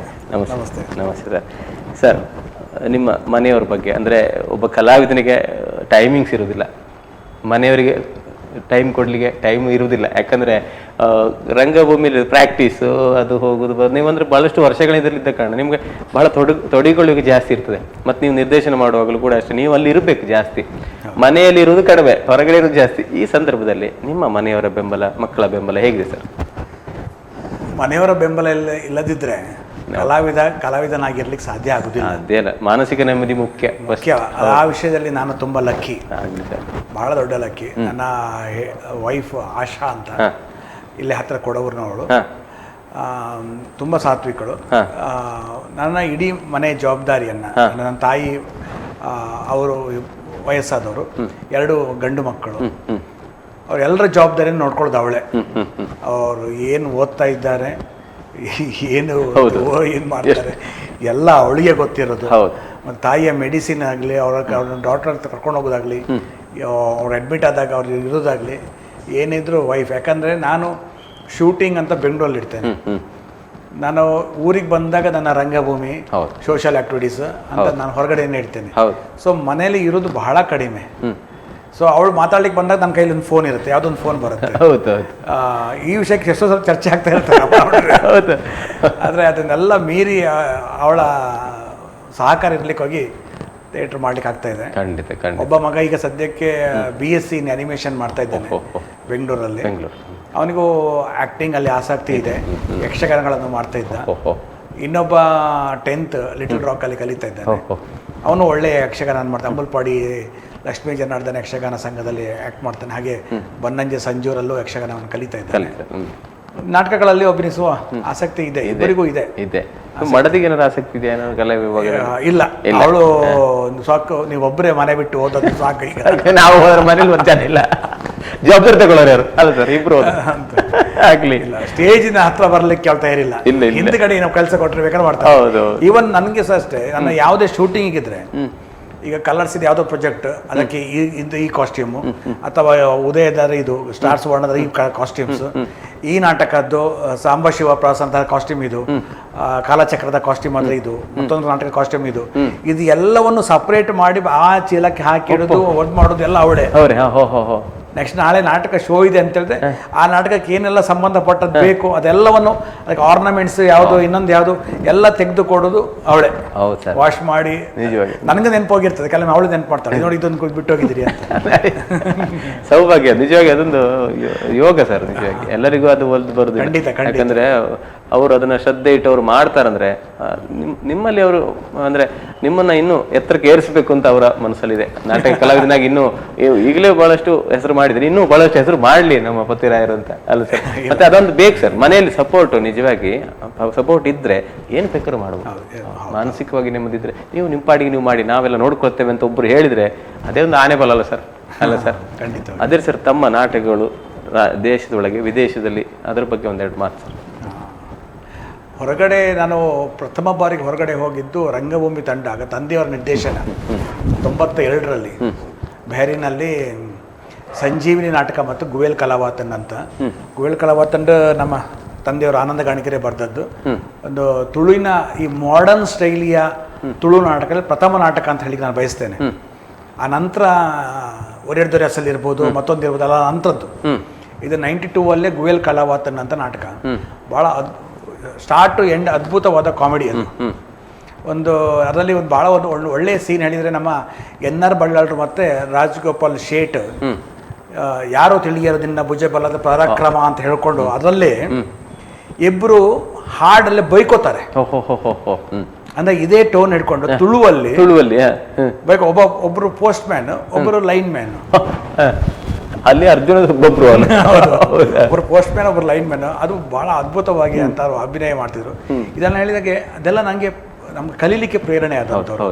ಇದು ಬ್ಯಾರಿನಲ್ಲಿ ನಾವು ಮಾಡಿತ್ತು, ಶೋ ಆಗಿತ್ತು. ಅದು ಬಾಂಬೆಯಲ್ಲಿ, ಡೆಲ್ಲಿಯಲ್ಲಿ ಎಲ್ಲ ಶೋ ಆಗಿತ್ತು. ಅಲ್ಲಿ ನಂತರ ನಾವು ಬೇರೆ ಬೇರೆ ನಾಟಕಗಳನ್ನು, ಯಾವುದು ನಾವು ಕಾಲಚಕ್ರ ನಾಟಕ ಇರ್ಬೋದು, ಅಥವಾ ಇದು ಜೀವನ್ ರಾಮ್ ಸುಳ್ಳಿಯವರು ಮಾಡಿದ ಭಾಸ ಭಾರತ ನಾಟಕ, ಇದೆಲ್ಲ ಬಾಂಬೆ, ಡೆಲ್ಲಿ ಇಲ್ಲೆಲ್ಲ ಶೋ ಆದಂಥದ್ದು. ಕಾಲಚಕ್ರ ನಾವು ದುಬೈಯಲ್ಲಿ, ಅಬುದಾಬಿಯಲ್ಲಿ ಶೋ ಮಾಡ್ತು. ಗುಜರಾತಲ್ಲಿ, ಗಾಂಧಿನಗರದಲ್ಲಿ ಮತ್ತು ಸೂರತ್ತಲ್ಲಿ ಶೋ ಮಾಡ್ತು. ಇದು ಬಹಳ ಒಳ್ಳೆಯ ಒಂದು ನಮಗೆ ಮೈಲೇಜ್ ಕೊಟ್ಟಂಥ ನಾಟಕ. ಆ ನಾಟಕ ನಾವು ದುಬೈಯಲ್ಲಿ ಮಾಡಿದಾಗ ಸುಮಾರು ಒಂದು 700-800 ಪ್ರೇಕ್ಷಕರ ಹೌಸ್ಫುಲ್ ಆಗಿತ್ತು. ಮರುದಿನ ಅಬುದಾಬಿಯಲ್ಲಿ ಅದು ಹಾಲ್ ದೊಡ್ಡದಿತ್ತು, ಅಲ್ಲೂ ಹೌಸ್ಫುಲ್ ಆಗಿತ್ತು. ತಂದೆ ತಾಯಿಯರನ್ನು ಪ್ರಾಯ ಆದ್ಮೇಲೆ ಯಾರು ನೋಡ್ಕೋಬೇಕು ಅಂತ, ಆ ಮಗ ನೋಡ್ಕೋಬೇಕಾ, ಈ ನೋಡ್ಕೋಬೇಕಾ ಅಂತ. ಅದರಲ್ಲಿ ಅವರವರ ಜಾಗದಲ್ಲಿ ಅವರವರು ಸರಿಯೇ ಇರ್ತಾರೆ. ಒಂದು ಮನೆಯಲ್ಲಿ ಯಾವುದೇ ಒಂದು ಹುಡುಗ, ಮಗ ಆಗಲಿ ಮಗಳಾಗಲಿ ಕೆಟ್ಟೋಳಾಗ್ಲಿ ಸಾಧ್ಯ ಇಲ್ಲ. ಒಂದು ಒಂದು ಒಂದು ಹೆಣ್ಣು ಮಗು ಅದ್ಭುತವಾದ ಮಗಳು, ನನಗೆ ನನ್ನ ಮಗಳು ತುಂಬ ಒಳ್ಳೆಯವಳು, ಅಥವಾ ನನ್ನ ಹೆಂಡತಿ ತುಂಬ ಒಳ್ಳೆಯವಳು. ಒಂದು ಮಗುವಿಗೆ ಅಜ್ಜಿ ತುಂಬ ಒಳ್ಳೆಯವಳು. ಅದೇ ಹುಡುಗಿ ತಾಯಿ ಮತ್ತು ತಾಯಿ ಅಲ್ಲದೆ ಸೊಸೆ ಮತ್ತು ಅತ್ತೆ ಚೇರಲ್ಲಿ ಕೂತಾಗ ಹೇಗೆ ಕೆಟ್ಟವಳಾಗ್ತಾಳೆ. ಮಗಳು ಒಳ್ಳೆಯವಳಾಗಿರ್ತಾಳೆ, ಹೆಂಡತಿ ಒಳ್ಳೆಯವಳಾಗಿರ್ತಾಳೆ, ತಾಯಿ ಒಳ್ಳೆಯವಳಾಗ್ತಾಳೆ, ಅಜ್ಜಿ ಒಳ್ಳೆಯವಳಾಗ್ತಾಳೆ. ಇದು ಸೊಸೆ ಮತ್ತು ಅತ್ತೆ ಚೇರಲ್ಲಿ ಕೂತಾಗ, ಇದು ಮ್ಯೂಸಿಕಲ್ ಚೇರ್, ಆ 2 ಚೇರಲ್ಲಿ ಕೂತಾಗ ಕೆಟ್ಟವಳಾಗ್ತಾರೆ. ಸೊ ಅಲ್ಲಿ ನಾವು ಕಾಲಚಕ್ರ ಮಾಡಿದಾಗ ಯಾರೂ ನೆಗೆಟಿವ್ ಆ್ಯಕ್ಟ್ ಮಾಡಲಿಕ್ಕಿಲ್ಲ. ಎಲ್ಲರೂ ಅವರವರ ಜಾಗದಲ್ಲಿ ಪಾಸಿಟಿವ್ ಆಗಿ ಆ್ಯಕ್ಟ್ ಮಾಡಬೇಕು. ಅಲ್ಲಿ ಕೆಟ್ಟವ್ರು ಹೇಳಿದ್ರೆ ಕಾಲ ಮಾತ್ರ. ಒಂದು ಟೈಮಲ್ಲಿ ನಾವು ಇನ್ನೊಬ್ಬರನ್ನು ಅರ್ಥ ಮಾಡಿಕೊಳ್ಳಿ ಸೋತಾಗ, ಯಾಕಾಗಿ ಇದನ್ನು ಹೇಳಿದ್ರು ಅಂತ ಹೇಳಿದನ್ನ ಸೋತಾಗ ನಾವು ಆ ವ್ಯಕ್ತಿಯನ್ನು ದ್ವೇಷ ಮಾಡ್ತೇವೆ. ಇದು ನಾಟಕದಲ್ಲಿ ಇದು ಮಾಡಿತ್ತು.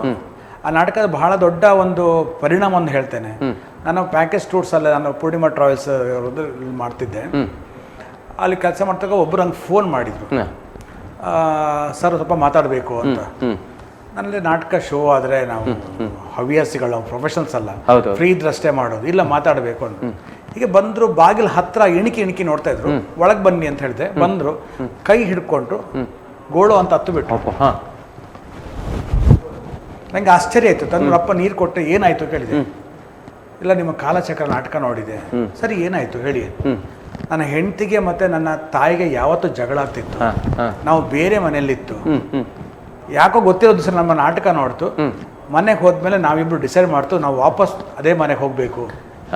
ಇವತ್ತು ನನ್ನ ತಂದೆ ತಾಯಿ ಜೊತೆಗೆ ನಾವು ಬದುಕ್ತಾ ಇದ್ದೇವೆ ಸರ್. ಒಂದು ನಾಟಕ ಎಷ್ಟು ಬದಲಾವಣೆ ತರ್ತದೆ ಸರ್, ಅಲ್ಲ ಸರ್? ಎಷ್ಟು ಆಗಿದೆ. ಹೌದು. ಅದೇ ನಾವು ಈ ಅಬುದಾಬಿ ಶೋ ನಂತರ ಅಲ್ಲಿ ಪ್ರೇಕ್ಷಕರೊಂದಿಗೆ ಮುಖಾಮುಖಿ ಇತ್ತು. ದೊಡ್ಡ ಹೋಟೆಲಿನ ಇಡೀ ಹಾಲ್ ಫುಲ್ ಆಗಿತ್ತು. ಕರ್ಸಿ ಆ ನಿರ್ದೇಶಕರನ್ನ ಅಂತ ಜಗಳ ಆಗ್ತಿತ್ತು. ಯಾಕಂದ್ರೆ ಅವ್ರು ಹೇಳಿದ್ರು, ನಾವು ಉದ್ಯೋಗ ನಿಮಿತ್ತ ಬಂದಿದ್ದೇವೆ, ನಮ್ಗೆ ತಂದೆ ಜೊತೆ ಇರ್ಲಿಕ್ಕೆ ಆಗ್ತಾ ಇಲ್ಲ, ಹಾಗಾದ್ರೆ ನಾವು ಮಾಡಿದ್ದು ತಪ್ಪು ಅಂತ ನೀವು ಹೇಳ್ತೀರಾ? ನೀವು ನಮ್ಮನ್ನು ಕೆಟ್ಟೋರು ಅಂತ ಹೇಳಲಿಕ್ಕಾಗಿ ಇಲ್ಲಿ ಬಂದದ್ದ? ನಾವು ಮಾಡಿದ ತಪ್ಪ? ನಾನು ಹೇಳಿದೆ ಇಲ್ಲಿ ತಪ್ಪು ಸರಿ ಪ್ರಶ್ನೆ ಇಲ್ಲ. ನಿಮ್ಮ ನನಗೆ ಗಡಿಯಾರದಲ್ಲಿ 3 ಕಂಡದ್ದು ನಿಮಗೆ 9 ಕಾಣುತ್ತೆ. ಹೌದು ಹೌದು. ಏನೋ ಒಂದು ಸಮಸ್ಯೆ ಆಗ್ತಾ ಇದೆ ಹೇಳುವ ಒಂದು ಆಲೋಚನೆ ನಿಮ್ಮ ತಲೆಯಲ್ಲಿ ಬಂದಿದೆ ಅಲ್ಲ, ನಾಟಕ ಮಾಡಿದಕ್ಕೆ ಸಾರ್ಥಕ ಆಯ್ತು ಅಂತ. ಸತ್ಯ ಸತ್ಯ. ತಲೆಗೊಂದು ಹುಳ ಬಿಟ್ಟಿದ್ದೀರಿ ನೀವು. ಸೊ ಅಲ್ಲಿ ಏನು ಸಮಸ್ಯೆ ಆಗ್ತದೆ, ಅದಕ್ಕೆ ಏನು ಪರಿಹಾರವನ್ನು ನೀವು ಕಂಡುಕೊಳ್ತೀರಾ? ಕಂಡುಕೊಳ್ತಾರೆ. ನನ್ನ ವಿಷಯ ಅಷ್ಟೇ, ನಮ್ಮ ನಾಟಕ ಮಾಡುವ ಉದ್ದೇಶ ಅಷ್ಟೇ. ಅಷ್ಟೇ. ಅಂದರೆ ಒಂದು ಉತ್ತಮ ಸಬ್ಜೆಕ್ಟ್ ಸರ್ ನಿಜವಾಗಿ. ಅಂದರೆ ನೀವು ಹೇಳು ಸತ್ಯ ಸರ್. ಒಬ್ಬೊಬ್ಬರು ಈಗ ನಮ್ಮ ಇದರಲ್ಲಿ ನಾವು ಸರಿ ಇದ್ದೀವಿ ಅಂತ ಅನಿಸ್ತದೆ. ನಾವು ತಪ್ಪು ಮಾಡೋದವರು ಸರಿ ಇದ್ದೇವೆ, ಅವರದಲ್ಲೇ ಅವ್ರು ಸರಿ ಇದ್ದಾರೆ. ಅಂದರೆ ಈ ಪಾತ್ರಗಳು ಚೇಂಜ್ ಆದಾಗ ಕಷ್ಟ ಆಗ್ತದೆ. ಅಲ್ಲಿ ಅಷ್ಟೇ ಅಷ್ಟೇ. ವಿರುದ್ಧ ಅರ್ಥ ಮಾಡ್ಕೊಳ್ಳೋಕೆ ಸೋತಾಗ ಅಷ್ಟೇ ಕಷ್ಟ. ಅಲ್ಲ, ಟೈಮ್ ಹೌದು ಹೇಳ್ತಾರಲ್ಲ, ಸಮಯ ಮಾತ್ರ.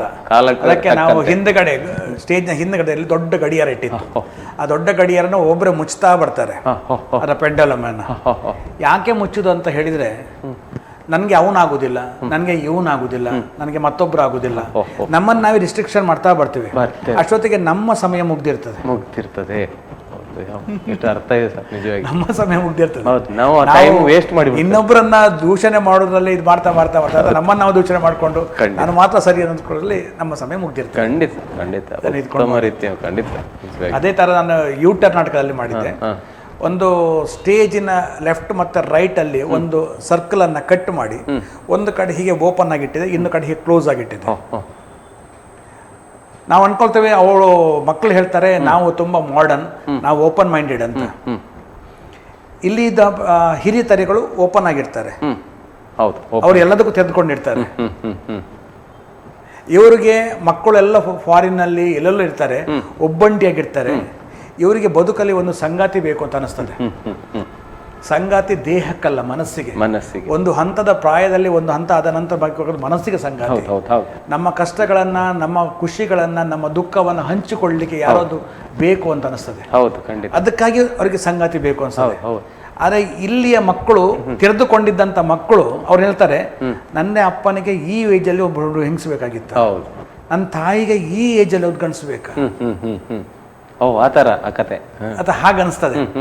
ಹಾಗೆ ತೆರೆದುಕೊಂಡದ್ದು ಯಾರು, ಕ್ಲೋಸ್ ಆದದ್ದು ಯಾರು, ನಿಜವಾಗಿ. ಅಂದ್ರೆ ಅವರ ನಿಜವಾದ ಮನಸ್ಸಿನ ತುಡಿತವನ್ನು ಅರ್ಥ ಮಾಡಿಕೊಳ್ಳಲು ಸೋಲ್ತಾರೆ. ಅದನ್ನ ನೀತಾ ಇನಾಮ್ದಾರ್ ಅವರು ಮಣಿಪಾಲದ ಅವರು ಅದನ್ನ ಕನ್ನಡಕ್ಕೆ ಟ್ರಾನ್ಸ್ಲೇಟ್ ಮಾಡಿದ್ರು.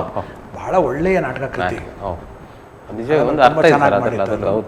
ಅಂದ್ರೆ ಅಲ್ಲಿ ಒಂದು ಹಂತದಲ್ಲಿ ಮನುಷ್ಯರಿಗೆ ಮಾತು ಮತ್ತು ಇನ್ನೊಬ್ಬರ ಸಾಂಗತ್ಯ ಎಷ್ಟು ಅವಶ್ಯಕತೆ ಅಂತ ಹೇಳೋದನ್ನ ಹೇಳ್ತಾ ಹೋಗುತ್ತೆ. ಖಂಡಿತ ಖಂಡಿತ ಸರ್, ಖಂಡಿತ.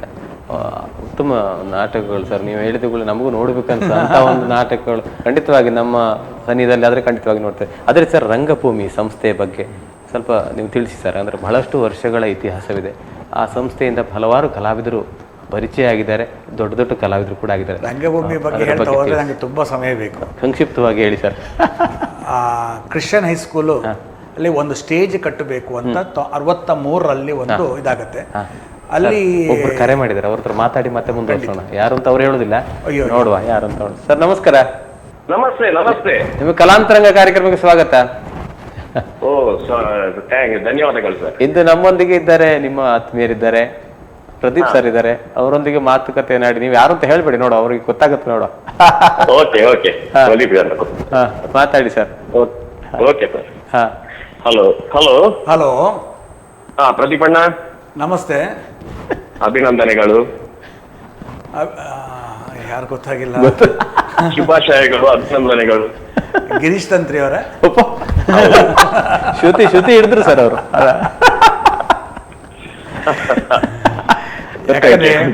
ಬೇರೆ ಬೇರೆ ಪಿಚ್ ಅಲ್ಲಿ ಬೇರೆ ಬೇರೆ ಮಾತಾಡುವುದಲ್ಲಿ ನಮ್ಗೆ ಹೇಳಿಕೊಟ್ಟವರು ಅವರು. ಅವರು ಮಾತಾಡಿದ್ರೆ ಹೇಳಿಕೊಟ್ಟವರು. ಆ ವಿಷಯ ನಂಗೆ ಗುರು ಅವರು. ಗುರು ಹಾಗೇನಿಲ್ಲ ಸರ್, ನನಗೆ ಅವರು ಗುರುಗಳು. ಹೌದು ಸರ್. ಹೇಳಿ ಸರ್ ಅವ್ರ ಬಗ್ಗೆ. ನೀವು ಕಂಡ ಪ್ರದೀಪ್ ಸರ್. ಪ್ರದೀಪ್ ಚಂದ್ರ ಕುತ್ಪಾಡಿ ಅವರು ಸುಮಾರು ಒಂದು 24 ವರ್ಷಗಳಿಂದ ನನಗೆ ಪರಿಚಿತರು. 2001ರಲ್ಲಿ ಸುಳಿಗೆ ಸಿಕ್ಕವರಂತ ಬಾಸುಮ ಕೊಡಗವರ ನಾಟಕಕ್ಕೆ, ಸಂಗೀತಕ್ಕೆ ನಾನು ಸಹಾಯಕನಾಗಿ ಹೋಗಿದ್ದಾಗ ನಾನು. ಆಗದಿಂದ ನನಗೆ ಪ್ರದೀಪ್ ಅವರು ರಂಗಭೂಮಿಯ ಒಂದು ಅದು ಪ್ರೊಡಕ್ಷನ್ ಆಗಿತ್ತು. ಆಗದಿಂದ ನನಗೆ ಅವರು ಪರಿಚಿತರು ಪ್ರದೀಪ್ ಅಣ್ಣ, ಹಾಗೂ ಆತ್ಮೀಯರು ತುಂಬಾ ನಂದು. ಈಗ ರಂಗಭೂಮಿ ಉಡುಪಿ ಸಂಸ್ಥೆಯನ್ನ ಪ್ರಧಾನ ಕಾರ್ಯದರ್ಶಿಯಾಗಿ ಅವರು ಮುನ್ನೆಲೆಯಲ್ಲಿ ನಿಂತು ಉತ್ತಮ ರೀತಿಯಲ್ಲಿ ಮುನ್ನಡೆಸ್ತಾ ಇದ್ದಾರೆ ಅಂತ ಒಂದು ಪ್ರದೀಪಣ್ಣನಿಗೆ ಅಂತದೊಂದು ಈಗ ಅವಕಾಶ ಸಿಕ್ಕಿ ಬಂದಿದೆ. ಅವರ ವಿಶೇಷತೆ, ಪ್ರದೀಪರ ವಿಶೇಷತೆ ಏನು ಅಂದ್ರೆ ಅವರೊಬ್ಬ ಉತ್ತಮ ನಟ, ನಿರ್ದೇಶಕ, ಸಂಘಟಕ, ಅದಕ್ಕಿಂತಲೂ ಹೆಚ್ಚಾಗಿ ಒಬ್ಬ ಉತ್ತಮ ಪ್ರೇಕ್ಷಕ. ಅವರೊಳಗೆ ಒಬ್ಬ ಉತ್ತಮ ಪ್ರೇಕ್ಷಕ ಇದ್ದಾರೆ. ಯಾವುದೇ ಕಾರ್ಯಕ್ರಮವನ್ನು ಅವರು ವೀಕ್ಷಿಸಿದ್ರೆ ಸಹ ಅದರ ಶ್ರೇಷ್ಠತೆಯನ್ನ, ಗುಣಮಟ್ಟವನ್ನ, ಲೋಪದೋಷಗಳನ್ನ ಬಗ್ಗೆ ಅವರು ತುಂಬಾ ಚೆನ್ನಾಗಿ ವಿಶ್ಲೇಷಣೆ ಮಾಡಬಲ್ಲರು. ಪ್ರದೀಪ್ ಜನ ಅಂತ ಒಂದು ಶಕ್ತಿ, ವಿಶೇಷ ಗ್ರಹಣ ಶಕ್ತಿ ಇದೆ ಅವರ ಹತ್ರ. ಪ್ರದೀಪ್ ಚಂದ್ರರವರು ಮತ್ತೆ ರಂಗಭೂಮಿಯ ತಳಮಟ್ಟದಿಂದ ಬೆಳೆದು ಬಂದದ್ರಿಂದ ನನ್ಗೆ ಅನಿಸ್ತದೆ ಅವರಿಗೆ ಈ ಸಾಧ್ಯತೆ ಅವರಲ್ಲಿ, ಆ ಗುಣ ಅವರಲ್ಲಿ ಬಂತಂತ ಅನಿಸ್ತದೆ ನನಗೆ.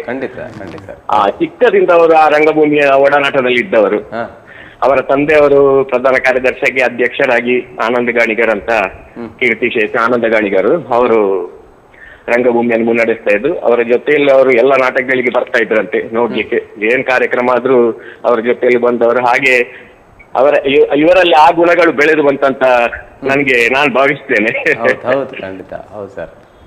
ಅವರು ನಾನೇನಿಲ್ಲ ಅಂತಾರೆ ಕೇಳಿದ್ರೆ ಇಲ್ಲಪ್ಪ, ನನಗೇನ್ ಗೊತ್ತಿಲ್ಲ ಹೇಳುದಾಗೆ ಅವರೊಳಗೆ ಬಹಳ ಒಂದು ಹೆಚ್ಚಿನ ಈ ರಂಗಭೂಮಿಗೆ ಸಂಬಂಧಿಸಿದ ಸರ್. ಸಾಧನೆ ಮಾಡಿದ್ರೆ ನಾನು ಮಾಡಿದೆ ಅಂತ ಹೇಳುದಿಲ್ಲ.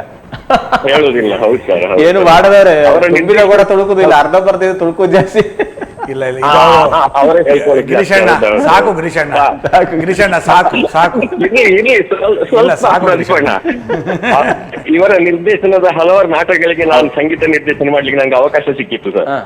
ಪದಗೆ ಬಂದಿತ್ತು ಅಂತ ಅವಕಾಶ ಸಿಕ್ಕಿತ್ತು. ನಾಟಕ ನಿರ್ದೇಶಕನಾಗಿ ಯಾವುದೇ ನಾಟಕಕ್ಕೆ ಒಂದು ಹೊಸತನದ ಮೆರುಗು ನೀಡುವುದರಲ್ಲಿ ಪ್ರದೀಪ್ ಸಿದ್ಧಾರ್ಥ ಸರ್. ಯಾವುದೇ ನಾಟಕ ಎಲ್ಲ ನೋಡಿ ಒಂದು ಹಾಗೆ ಬಂದು ಇಲ್ಲಿ ಅದನ್ನೇ ಪಡಿಯಚ್ಚನ್ನು ಇದು ಮಾಡುದಲ್ಲ, ಅವರು ಅದಕ್ಕೊಂದು ಹೊಸ ಮೆರುಗನ್ನು ನೀಡ್ತಾರೆ. ಅವರಿಗೆ ಯಾವುದೇ ನಾಟಕ ನಿರ್ದೇಶನ ಸಿಕ್ಕಿದ್ರೆ ಸಹ ಅವರು ಅದನ್ನು ಮಾಡ್ತಾರೆ. ಹಾಗೆ ಹಲವಾರು ರಂಗ ತಂಡಗಳಿಗೆ ಮುಖವರ್ಣಿಕೆ ಅಂದ್ರೆ ಮೇಕಪ್, ಅಕಿನ ವಿನ್ಯಾಸ, ಲೈಟಿಂಗ್, ಇದನ್ನು ಯಾವುದೇ ಪ್ರತಿಫಲಾಪೇಕ್ಷೆ ಇಲ್ಲದೆ ಇವರು ರಂಗ ಸೇವೆ ಮಾಡಿರ್ತಾರೆ.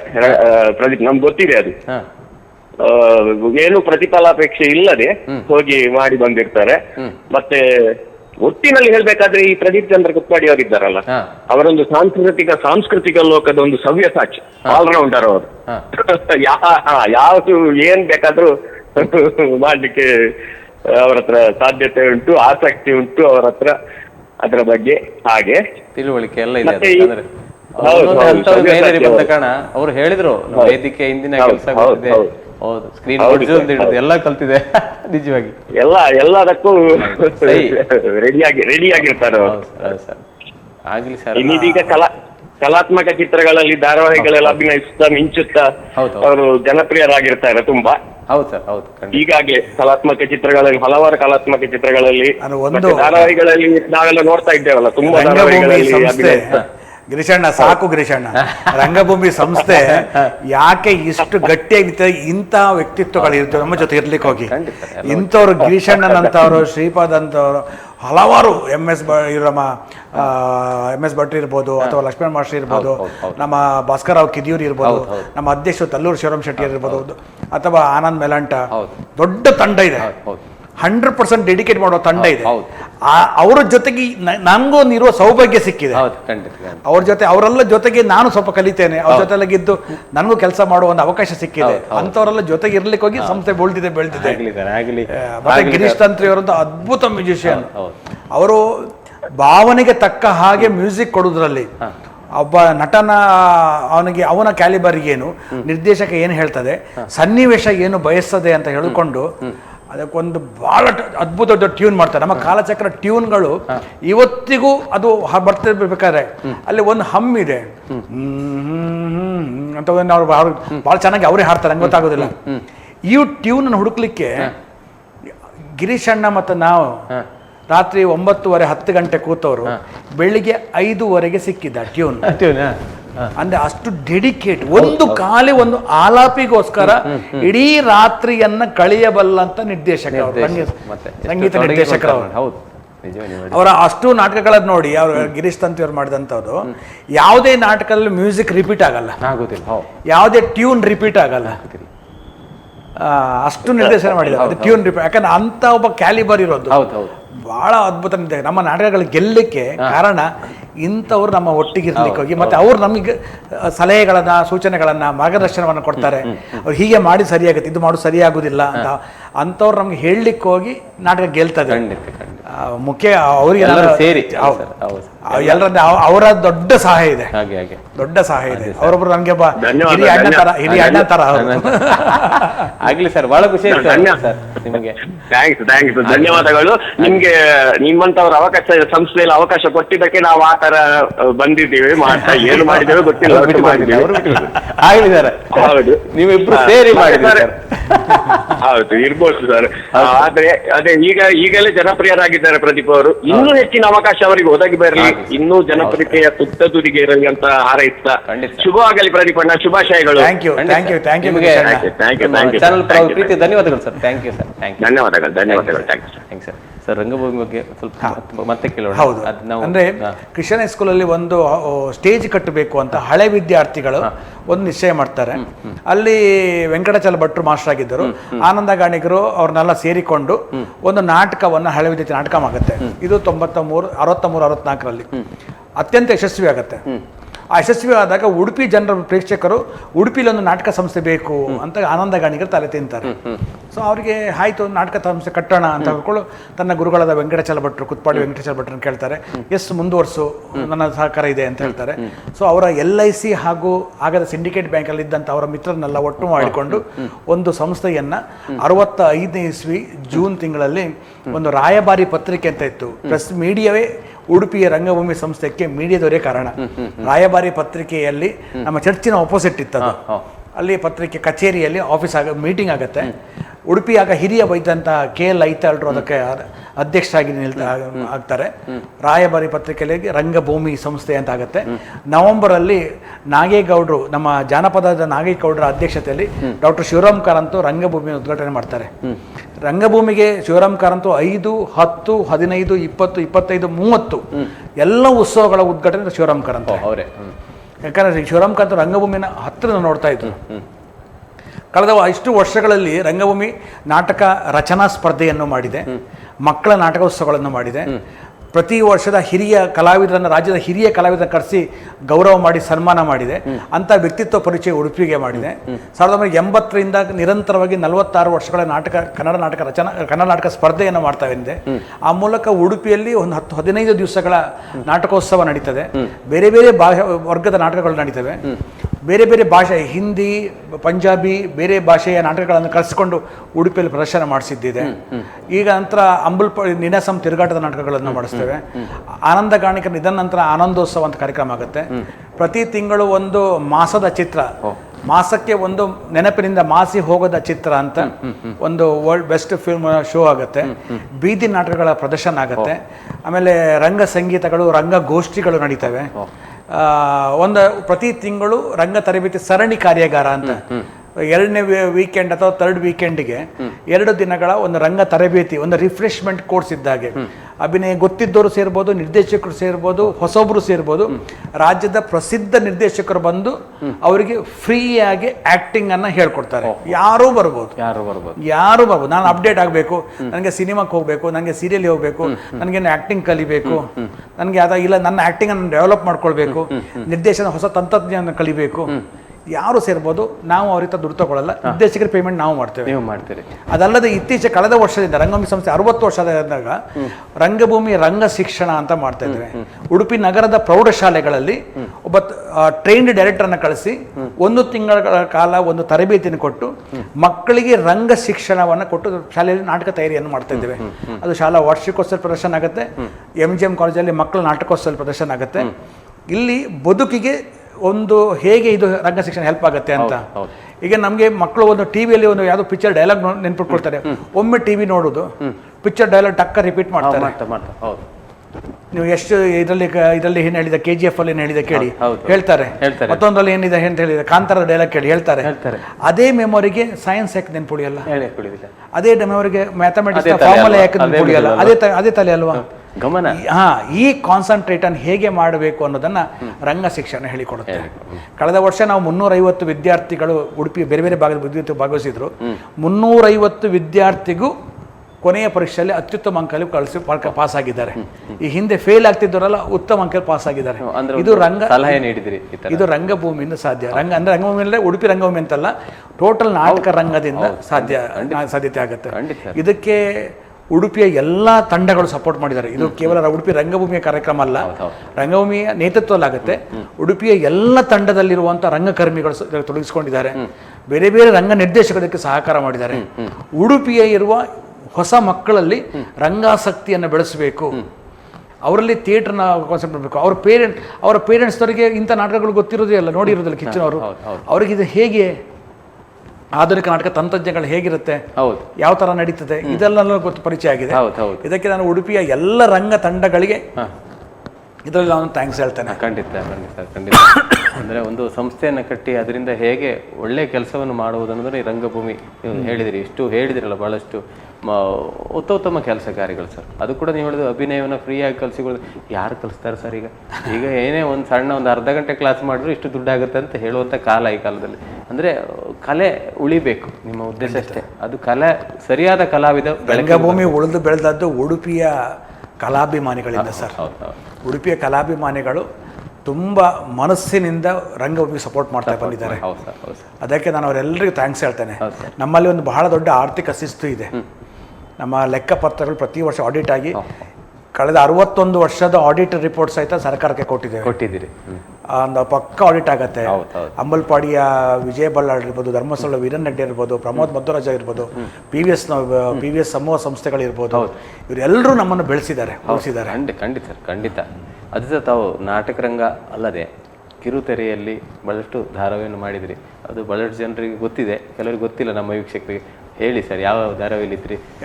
ಶನಿ ಧಾರಾವಾಹಿಲಿದ್ರಲ್ಲ ಸರ್ ನೀವು? ಶನಿ ಧಾರಾವಾಹಿಲಿ ಶುಕ್ರಾಚಾರ್ಯ ಪಾತ್ರವನ್ನು ಮಾಡ್ತಿದ್ದೆ. ಅದು ನಾನು ಮಾಡೋದಿಲ್ಲ ಅಂತ ಚಾನಲ್ನಿಂದ ನನಗೆ ಆಗ ನಿಹಾರಿಕಾ ಧಾರಾವಾಹಿಯ ಶೂಟಿಂಗ್ ಆಗ್ತಾ ಇತ್ತು, ವಿನು ಬಳಂಜಿ ಅವರದ್ದು. ನಾನು ಕರೆದ್ರು ನಾನು ಹೋಗ್ತಿರ್ಲಿಲ್ಲ, ಅದು ಆಡಿಷನ್ಗೆ ಹೋಗ್ತಿರ್ಲಿಲ್ಲ, ಬೇಡ ಅಂತ. ಒಂದಿನ ವಿನು ಬಳಂಜಿ ಸರ್ ನನಗೆ ಬೈದರು, ಚಾನಲಿಂದ ಕರಿತಿದ್ದಾರಂದ್ರೆ ನೀವು ಹೋಗಬೇಕು, ಸುಮ್ಮನೆ ಗಾಡಿ ಹತ್ತಿ ಅವ್ರು ಡ್ರೈವರಿಗೆ ಕರೆದ್ರು, ಗಾಡಿ ಹತ್ತಿ ಕರ್ಕೊಂಡು ಹೋಗಿದ್ರು ನಾವು ಚಾನಲ್ ಆಫೀಸಿಗೆ ಅಂತ. ಅಲ್ಲಿ ಹೋಗಿ ನಾನು ನೋಡಿದ್ರು, ಬೇರೆ ಬೇರೆ ಪಾತ್ರ ಇಲ್ಲ, ಇವರಿಗೆ ಶುಕ್ರಾಚಾರ್ಯ ಮಾಡಿಸಿ ಅಂದರು. ಮಾಡಿಸಿ ನಾನು ನೋಡಿದ ಕೂಡಲೇ ನಾನು ಮೇಕಪ್ ಮಾಡ್ಕೊಂಡು ಬಾಂಬೆ ಅವನು ಶುಭಮ್ ಒಬ್ಬ ಮೇಕಪ್ ಮ್ಯಾನ್, ಹೀಗೆ ಕಣ್ಣು ಎಳಿತಾ ಇರ್ಬೇಕು. ಸರ್ ನೀವೇ ಫಿಕ್ಸ್ ಅಂತ ಹೇಳಿದ. ನಾನು ಹೇಳಿದೆ ಹೇಗೆ ಹೇಳ್ತೀರಿ ಅಂತ ಹೇಳಿದೆ. ಇಲ್ಲ ನೀವು ಫಿಕ್ಸ್ ನೋಡಿ ಅಂದ. ಆಡಿಷನ್ ಆಯಿತು, ನನಗೆ ಆಯಿತು, ಸಿಲೆಕ್ಷನ್ ಆಯಿತು. ನಾನು ಮಾಡೋದಿಲ್ಲ ಅಂದೆ, ಮಾಡೋದಿಲ್ಲ ಅಂದೆ. ಒಬ್ಬ ಕಲಾವಿದನಿಗೆ ಬೇಕಾಗೋದು ರೆಕಗ್ನೈಸೇಷನ್. ನೀವು ಇಷ್ಟು ದೊಡ್ಡ ಗಡ್ಡ ಮೀಸೆ ತಲೆಗೆಲ್ಲ ಇದನ್ನ ಹಾಕಿ ಮೇಕಪ್ ಎಲ್ಲ ಮಾಡಿಕೊಂಡು ನಾನಂತ ಗೊತ್ತಾಗೋದಿಲ್ಲ, ನಾನು ಯಾಕೆ ಮಾಡಬೇಕು, ನಾನು ಮಾಡೋದಿಲ್ಲ ಅಂತ. ಆಮೇಲೆ ಚಾನಲ್ನವ್ರು ಇಲ್ಲ ರೆಕಗ್ನೈಸ್ ಆಗ್ತದೆ ಅಂತ ಹೇಳಿದ್ರು. ಆಮೇಲೆ ಸಂಭಾವನೆ ಬಗ್ಗೆ ಚರ್ಚೆ ಆಗಿ ಕೊನೆಗೆ ಆ ಪಾತ್ರ ಮಾಡಿದೆ. ಇವತ್ತಿಗೂ ಆ ಪಾತ್ರ ರೆಕಗ್ನೈಸ್ ಮಾಡಿದೆ. ಅದು ಖಂಡಿತವಾಗಿ ಆರಂಭದ ನನ್ನ ಸೀರಿಯಲ್ ಆರಂಭ ನನ್ನ ಪ್ರಾಯಶಃ ಮುಂಬೆಳಕು ಅಂತ ಒಂದು, ಅನಂತರ ಮುಕ್ತದ ನನ್ನ ಆರಂಭದ ಸೀರಿಯಲ್ಗಳು. ಅನಂತರ ಭಾಳಷ್ಟು ಸೀರಿಯಲ್ಗಳಾಗಿದೆ. ಯಶೋದೆ, ಚಂದ್ರಚಕೋರಿ, ಆಮೇಲೆ ಚಂದ್ರಮುಖಿ, ಮೈನಾ, ದುರ್ಗಾ, ಒಲವೆ ಜೀವನ, ನನ್ನರಸಿ ರಾಧೆ, ಯಶೋದೆ, ಆಮೇಲೆ ಪುನರ್ಮಿಲನ, ಆಮೇಲೆ ಪ್ರೇಮಲೋಕ, ಹೀಗೆ ಒಂದು 30-35 ದಾಟಿದೆ. ಅನಂತರ ಒಂದು ಸಿನಿಮಾ ಹೇಳೋದು ಅಂತ ಹೇಳಿದ್ರೆ ಈ ಕಂಚಿಲ್ದ ಬಾಲೆ ಅಂತ ಒಂದು ತುಳು ಸಿನಿಮಾ, ಅದಕ್ಕೆ ನ್ಯಾಷನಲ್ ಅವಾರ್ಡ್ ಬಂತು. ಅಲ್ಲಿ ಒಂದು ಮುಖ್ಯ ಭೂಮಿಕೆಯಲ್ಲಿ ಅಭಿನಯಿಸುವ ಹಾಗೆ ಆಯಿತು. ಅನಂತರ ನೇಮದ ಬೋಲ್ಯದಲ್ಲಿ ಅಣ್ಣಪ್ಪ ಬಲ್ಲಾಳ್ ಅಂತ ಒಂದು ನೆಗೆಟಿವ್ ಕ್ಯಾರೆಕ್ಟರ್ ಮಾಡಿದೆ, ಅದಕ್ಕೆ ಬೆಸ್ಟ್ ನೆಗೆಟಿವ್ ಪರ್ಫಾರ್ಮರ್ ಅಂತ ಅವಾರ್ಡ್ ಬಂತು. ಇದರಲ್ಲಿ ಸ್ಟಾರ್ ಸುವರ್ಣದಲ್ಲಿ ನಿಹಾರಿಕದಲ್ಲಿ ಬೆಸ್ಟ್ ಪರ್ಫಾರ್ಮರ್ ಅಂತ ಒಂದು ಅವಾರ್ಡ್ ಬಂತು, ಅದರಲ್ಲಿ ಒಂದು ಅವಾರ್ಡ್ ಬಂತು. ಹೀಗೆ ಅದು ಮಾಧ್ಯಮ. ನನಗೆ ಹೋಗಿದ್ದು ಯಾಕೆ ಹೇಳಿದ್ರೆ, ಅದು ನಾಟಕಕ್ಕೆ ಅಭಿನಯಕ್ಕೂ ಟಿವಿ ಅಭಿನಯಕ್ಕೂ ಸಿನಿಮಾ ಅಭಿನಯಕ್ಕಿರುವ ವ್ಯತ್ಯಾಸ ಏನು ಅಂತ ಗೊತ್ತಾಗ್ತದೆ. ಅಲ್ಲ, ನಿಜವಾಗಿ ವ್ಯತ್ಯಾಸ ಇದೆ, ಬಹಳಷ್ಟಿದೆ, ತುಂಬ ಇದೆ, ಬಹಳ ಸೂಕ್ಷ್ಮವಾದ ವ್ಯತ್ಯಾಸ. ಅದು ಕಂಡುಕೊಳ್ಬೇಕು ಅಂತ. ಹೌದು, ಆದರೆ ಯಶಸ್ವಿ ಆಗಿದ್ರಿ ನೀವು. ಅಂದರೆ ಇಲ್ಲಿಂದ ನಮ್ಮ ಉಡುಪಿ ಜಿಲ್ಲೆಯಿಂದ ಹೋಗಿ ಅಷ್ಟು ಸೀರಿಯಲ್ ಮತ್ತು ಅಷ್ಟು ಫಿಲ್ಮಲ್ಲಿ ಮಾಡಿದ್ರೆ ಅಂದರೆ ಮೆಚ್ಚಬೇಕು. ಭಾಳ ಖುಷಿ ನಮ್ಗೆ. ಈಗ ನೀವು ಹೇಳ್ತಿರುವಾಗ ಹೌದಲ್ಲ ಹೌದಲ್ಲ ಅನ್ಸದೆ. ಈಗ ನೆನಪು ಬರ್ತದೆ ದುರ್ಗ ಧಾರಾವಾಹಿ, ಅದು ಕೂಡ ಬಹಳ ಹಳೆಯ ಧಾರಾವಾಹಿ. ಕನ್ನಡ ಸಿನಿಮಾ ಅಂತ ಹೇಳಿದ್ರೆ ನಾನು ದೇವರ ನಾಡಲ್ಲಿ, ಆಮೇಲೆ ಮೂಕಜ್ಜಿ ಕನಸು, ವಿದಾಯ, ಆಮೇಲೆ ಕ್ರಾಂತಿ, ದರ್ಶನ್ ಅವರ ಕ್ರಾಂತಿ, ಮಾನ್ಸೂನ್ ರಾಗ ಧನಂಜಯ ಅವರದ್ದು, ಆಮೇಲೆ ರಾಜರಥ ಕನ್ನಡ ಮತ್ತು ತೆಲುಗು ಅದು, ಆಮೇಲೆ ಮಲಯಾಳಮಲ್ಲಿ ಆಫೀಸರ್ ಆನ್ ಡ್ಯೂಟಿ. ಹೀಗೆ ಒಂದಷ್ಟು ಆಗಲಿ ಸರ್, ಬಹಳಷ್ಟು ಇದು ಮಾಡ್ತೀರಿ. ಇನ್ನೂ ಕೂಡ ಬಹಳಷ್ಟು ಅವಕಾಶಗಳು ನಿಮ್ಗೆ ಸಿಗಲಿ, ದೊಡ್ಡ ನಟನಾಗಿ ನೀವು. ನಿಮ್ಮೆಲ್ಲರ ಆಶೀರ್ವಾದ. ಖಂಡಿತ ಸರ್, ಖಂಡಿತ. ಉಡುಪಿ ಕೃಷ್ಣದೇವರು ಕಾಪಾಡ್ತಾರೆ ಖಂಡಿತವಾಗಿ. ಶ್ರೀ ಕೃಷ್ಣದೇವರ ಆಶೀರ್ವಾದ ಇದೆ. ಅದೇ ರೀತಿ ಸರ್, ತಾವು ಸಾಮಾಜಿಕ ಕಳಕಳಿಯ ಬೀದಿ ನಾಟಕಗಳು, ಅದೇ ರೀತಿ ಬಹಳಷ್ಟು ಅಂತ, ಅದೇ ರೀತಿ ನೀವು ತೀರ್ಪು ಇದು ಸಂಪನ್ಮೂಲ ವ್ಯಕ್ತಿಯಾಗಿ ಕೂಡ ಹಲವಾರು ಕಡೆ ಹೋಗಿದ್ರಿ. ಬಹಳ ಅಂದರೆ ಅದೆಲ್ಲ ಉತ್ತಮ ಅಂತ ಕೆಲಸ. ಸಾಮಾಜಿಕ ಕಳಕಳಿಯ ಬೀದಿ ನಾಟಕ ಇದ್ದಾಗ ಬೇಗ ಜನರಿಗೆ ಅರ್ಥ ಆಗ್ತದೆ, ಏನು ಕಷ್ಟ ಇದೆ, ಏನಿದೆ, ಏನು ವಿಷಯ ಏನಿದೆ ಅದು ತಲುಪ್ತದೆ. ಹೀಗೆ ಎಂಟರ್ಟೈನ್ಮೆಂಟ್ ಬೇರೆ ಆದರೆ ಇದು ಒಂಥರ ಮಾಹಿತಿ ನೀಡುವಂಥ ಒಂದು ನಾಟಕಗಳಾಗಿರ್ತದೆ. ಅದೇ ಸರ್. ಅದೇ ರೀತಿ ಸರ್, ತಮ್ಮ ಪ್ರಶಸ್ತಿ ಪುರಸ್ಕಾರಗಳ ಬಗ್ಗೆ ಹೇಳಿದ್ದಾರೆ. ಬಹಳಷ್ಟು ಪ್ರಶಸ್ತಿಗಳು ದೊಡ್ಡ ವಿಷಯ ಅಲ್ಲ ಸರ್. ಜನರು ಬಂದು ಬೆನ್ನು ತಟ್ಟಿದ್ರೆ ಸಜ್ಜನಾಗಿ ಮಾಡಿದ್ದೀವಿ, ಯಾಕೆ ದೊಡ್ಡ ಪ್ರಶಸ್ತಿ ಯಾವುದು ಅವಾಗ ಹೇಳಿದ್ರಿ. ಎಲ್ಲ ನಾಟಕದಲ್ಲಿ ಹೇಳಿದ್ರಲ್ಲ, ಒಂದು ಹಾಡು ಹೇಳ್ಕೊಂಡು ಹೋದ್ರು ಅಂತ, ಅದಕ್ಕಿಂತ ದೊಡ್ಡ ಪ್ರಶಸ್ತಿ ಬೇಕಾ ಸರ್? ಜನರು ರೆಕಗ್ನೈಸ್, ಅದಕ್ಕೆ ಜನರ ಆಶೀರ್ವಾದ ದೊಡ್ಡ ಪ್ರಶಸ್ತಿ. ಖಂಡಿತ ಖಂಡಿತ ಅದನ್ನೇ ಹೇಳ್ತೇನೆ. ಅದು ಖಂಡಿತ ಸರ್, ಖಂಡಿತ. ನಾಟಕ ಅಕಾಡೆಮಿಯ ಸದಸ್ಯನಾಗಿದ್ದೆ ನಾನು, ನಾಟಕ ಅಕಾಡೆಮಿ ಸದಸ್ಯನೂ ಆಗಿದ್ದೆ. ಮತ್ತೆ ರಾಜಕೀಯ ಕ್ಷೇತ್ರದಲ್ಲಿ ಇದ್ರಿ ತಾವು? ಒಂದು ರಾಜಕೀಯ ಪಕ್ಷದಲ್ಲಿ ಸಪೋರ್ಟ್ ಮಾಡಿಕೊಂಡು ಅದೊಬ್ಬ ಕಾರ್ಯಕರ್ತನೂ ಆಗಿದ್ದೆ. ಮತ್ತೆ ಕಡೆಕರು ಗ್ರಾಮ ಪಂಚಾಯತ್ನಲ್ಲಿ ಸುಮಾರು ಒಂದು 15-20 ವರ್ಷ ಮೆಂಬರ್ ಆಗಿದ್ದೆ. ಅದರ ಅಧ್ಯಕ್ಷನೂ ಆಗಿದ್ದೆ. ನನ್ನ ಅಧ್ಯಕ್ಷ ರೀತಿ ಕೂಡ ಸಮಾಜ ಸೇವೆ ಅಂದ್ರೆ ಬೇರೆ ಬೇರೆ ಸಾಧ್ಯತೆಗಳು ಸರ್. ಜನರಿಗೆ ನಾವು ನಮ್ಮಿಂದ ಆಗುವ ಸಾಧ್ಯತೆಯನ್ನು ಖಂಡಿತ ಯಾವ ರೀತಿಯಲ್ಲಿ ಕೊಡಬಹುದು ಆ ರೀತಿಯಲ್ಲಿ ಕೊಡ್ಲಿಕ್ಕೆ ಒಂದು ಹಿರಿಯರ ಆಶೀರ್ವಾದ ಸದಸ್ಯರಾಗಿರ್ತೇವೆ. ನಮ್ಮ ಕ್ಯಾಲಿಬರ್ ಇದೆಯಲ್ಲ ಗೊತ್ತಿಲ್ಲ. ಆ ಇದ್ದ ಸಮಯದಲ್ಲಿ ಜನರಿಗೆ 4 ಜನರಿಗೆ ಉಪಕಾರ ಆಗುವಂಥದ್ದು, ಸರ್ಕಾರದ ವಿವಿಧ ಸವಲತ್ತುಗಳನ್ನು ಕೊಡುವಂಥದ್ದು ಆಗಿದ್ರೆ ಒಂದು ಥ್ಯಾಂಕ್ಸ್ ಅಂತ ಹೇಳ್ಬೋದು ಅಷ್ಟೇ ಜನರಿಗೆ. ಅದಕ್ಕಾಗಿ ಅಷ್ಟೇ. ಒಂದು ಈಗ ಮೆಂಬರ್ ಅಲ್ಲ, ಫುಲ್ ಇದರಲ್ಲೇ ಇದ್ರಿ. ಈಗ ಆಕ್ಟಿಂಗ್ ಫೀಲ್ಡ್ ಜಾಸ್ತಿ ಆಗಿದೆ. ಆಗ ಒಂದು ರಸ್ತೆ ಮಾಡ್ಬೇಕಾದ್ರೆ ಒಂದಷ್ಟು ಜನ ನನ್ನ ಮೇಲೆ ಕೇಸ್ ಹಾಕಿ, ಒಂದಷ್ಟು ಜನ ನನ್ನ ಮೇಲೆ ಇದು ಮಾಡಿಕೊಂಡು, ಇವತ್ತು ಆ ರಸ್ತೆಗಳು ಹೋಗ್ಬೇಕಾದ್ರೆ ಆ ಏರಿಯಾಗಳು ಡೆವಲಪ್ ಆದದ್ದು ನೋಡಿದಾಗ, ಕಡೆಕಾರನ ದೇವರ ಕೆರೆ ಅಂತ ಹೇಳೋದು, ಸುಮಾರು ಒಂದು ಉದ್ಯೋಗದ ಗಣಪತಿ ದೇವರು ಸಿಕ್ಕಿದಂತಹ ಕೆರೆ, ಅದು ಪಾಳು ಬಿದ್ದ ಕೆರೆ. ಇವತ್ತು ಅದನ್ನ ಒಂದು 65 ಲಕ್ಷದಲ್ಲಿ ರಘುವತಿ ಭಟ್ರ ಆಗ MLA ಆಗಿದ್ರು, ಅವರ ಸಹಕಾರದಲ್ಲಿ, ಡಾಕ್ಟರ್ VS ಆಚಾರ್ಯ ಅವರ ಲೀಡರ್ಶಿಪ್ಪಲ್ಲಿ, ಅಂಬೋಲ್ಪಾಳಿ ಬಲ್ಲಾಳ್ರು ನಮಗೆ ಅದಕ್ಕೆ ದೇವರ ಕೆರೆ ಅಭಿವೃದ್ಧಿ ಸಮಿತಿಯ ಒಬ್ಬರು ಗೌರವಾಧ್ಯಕ್ಷರಾಗಿದ್ದುಕೊಂಡು ಆ ಕೆರೆಯನ್ನು ಅಭಿವೃದ್ಧಿ ಮಾಡಿ. ಇವತ್ತು ಅದನ್ನೆಲ್ಲ ನೋಡ್ಬೇಕು. ಅಲ್ಲಿ ಸ್ವಿಮ್ಮಿಂಗ್ ಮಾಡ್ತಾರೆ ಮಕ್ಕಳು, ಗಂಡಸರು, ಹೆಂಗಸರಲ್ಲ. ಇವತ್ತು ಅದಕ್ಕೆ ಅದನ್ನೆಲ್ಲ ನೋಡುವಾಗ ಖುಷಿ ಆಗುತ್ತೆ. ಇವತ್ತು ಹೊಳೆ ಬದಿಯಲ್ಲಿ ಕೆಲವು ರಸ್ತೆಗಳಾದಾಗ, ಅಲ್ಲಿಯ ಕುಡಿಯುವ ನೀರಿನ ವ್ಯವಸ್ಥೆಗಳು ಹೋದಾಗ, ಸ್ಟ್ರೀಟ್ ಲೈಟ್ಗಳನ್ನೆಲ್ಲ ನೋಡುವಾಗ ನಾವು ಒಂದು ನಿಮಿತ್ತ ಮಾತ್ರ, ನಿಮಿತ್ತ. ನಮ್ದು ಇವತ್ತು ಬೇರೆಯವರು ನಮ್ಗಿಂತ ಚೆನ್ನಾಗೂ ಮಾಡ್ತಾರೆ. ಅದು ನೋಡೋ ಖುಷಿ ಆಗುತ್ತೆ. ಜನರು ಆಗ ಅವಕಾಶ ಕೊಟ್ಟಿದ್ರು ಮಾಡು ಅಂತ. ಅವರಿಗೆ ಅವರ ನಿರೀಕ್ಷೆ ತಕ್ಕಾಗಿ ಮಾಡಿದ್ನೆಲ್ಲ ಗೊತ್ತಿಲ್ಲ, ಆದ್ರೂ ಥ್ಯಾಂಕ್ಸ್ ಹೇಳ್ತೇನೆ. ಖಂಡಿತ ಸರ್, ಖಂಡಿತ. ಅದೇ ರೀತಿ ಸರ್, ನಮ್ಮ ವೀಕ್ಷಕರಿಗೆ, ಕಲಾಂತರಂಗ ವೀಕ್ಷಕರಿಗೆ ಒಂದೆರಡು ಹೇಳ್ಬೇಕಾದ್ರೆ ಏನು ಹೇಳಲಿಕ್ಕೆ ಇಷ್ಟ? ಮೊದಲಿಗೆ ನನ್ನನ್ನು ಈ ಮಟ್ಟಕ್ಕೆ ಬರೋ ತನಕ ನನ್ನ ಬೆನ್ನುಗಾಲಾಗಿ ನೀಡಿದ್ದಕ್ಕಾಗಿ ಥ್ಯಾಂಕ್ ಯು. ಯಾಕಂದರೆ ನಾನೊಬ್ಬ ಇವತ್ತು ಹೇಳ್ತಾರೆ ಕಲಾ ವಿದ್ಯಾರ್ಥಿ. ಅದನ್ನು ನನಗೆ ಮಾಡಿದ್ದಕ್ಕೆ, ಈ ಹಂತಕ್ಕೆ ತುಂಬ ಜನ ನನಗೆ ಸಪೋರ್ಟ್ ಮಾಡಿದ್ರು, ಎಲ್ಲರಿಗೂ ಥ್ಯಾಂಕ್ಸ್ ಹೇಳ್ತೇನೆ. ಮತ್ತು ಇನ್ನೊಂದು ಹೇಳಿದ್ರೆ, ಆ್ಯಕ್ಟಿಂಗಲ್ಲಿ ನಾವು ಡೆಡಿಕೇಟ್ ಆಗಬೇಕು. ಅದು ನಾವು 100ಕ್ಕೆ 100 ಅರ್ಪಿಸಿಕೊಂಡಾಗ ಮಾತ್ರ ಅದನ್ನು ನಮಗೆ ಮಾಡಲಿಕ್ಕೆ ಸಾಧ್ಯ ಆಗುತ್ತೆ. ಇವತ್ತು ಆ್ಯಕ್ಟ್ ಮಾಡೋದಕ್ಕೆ ನಮಗೆ ಆ್ಯಕ್ಟ್ ಮಾಡಬೇಕಂದ್ರೆ ಇವತ್ತು ನಾವು ಬೇಕಾಗೋದು ಒಂದು ಶಾರ್ಪ್ನೆಸ್ ಬೇಕಾಗುತ್ತೆ, ತುಂಬ ಗ್ರಾಸ್ಪಿಂಗ್ ಚೆನ್ನಾಗಿರ್ಬೇಕಾಗತ್ತೆ. ಇದು ಎಲ್ಲೊಂದಿದ್ದಾಗ ಯಾರು ಬೇಕಾದ್ರೆ ನಟನೆ ಮಾಡ್ಬೋದು. ನಮ್ಮ ಡೆಡಿಕೇಟ್ ಇದ್ದಾಗ ಯಾರು ಬೇಕಾದ್ರೆ ನಟನೆ ಮಾಡ್ಬೋದು. ಯಾವ್ದಾದ್ರು ಒಂದು ಆರ್ಟ್ ಮೀಡಿಯಾವನ್ನು ಇಟ್ಕೊಳ್ಳಿ ನೀವು. ಆಕ್ಟಿಂಗೇ ಬೇಕಾಗಿಲ್ಲ, ಮ್ಯೂಸಿಕ್ ಆಗ್ಬೋದು, ಇನ್ಸ್ಟ್ರೂಮೆಂಟ್ಸ್ ಆಗ್ಬೋದು, ಏನೋ ಒಂದು ಚಿತ್ರಕಲೆ, ಪೇಂಟಿಂಗ್ ಇರ್ಬೋದು. ಇದು ಯಾವ್ದಾದ್ರು ಒಂದು ನಮ್ಮ ಬದುಕಲ್ಲಿದ್ದಾಗ ಮನಸ್ಸಿನ ಸ್ಟ್ರೆಸ್ಗಳನ್ನು ಕಳ್ಕೊಳ್ಳಿಕ್ಕೆ ಒಂದು ಮೀಡಿಯಾ ಆಗುತ್ತೆ, ದಾರಿ ಆಗುತ್ತೆ. ನಮ್ಮನ್ನು ನಾವು ಕಂಡ್ಕೊಳ್ಳೋಕ್ಕೆ ಏಕಾಂತತೆ ಆಗುತ್ತೆ. ಪುಸ್ತಕ ರೀಡಿಂಗ್ ಆಗ್ಬೋದು, ಬುಕ್ಸ್ ರೀಡಿಂಗ್ ಆಗ್ಬೋದು, ಇದೆಲ್ಲ ಕಂಡ್ಕೊಳ್ಳೋಕೆ ಒಂದು ಸಾಧ್ಯತೆ ಆಗುತ್ತೆ.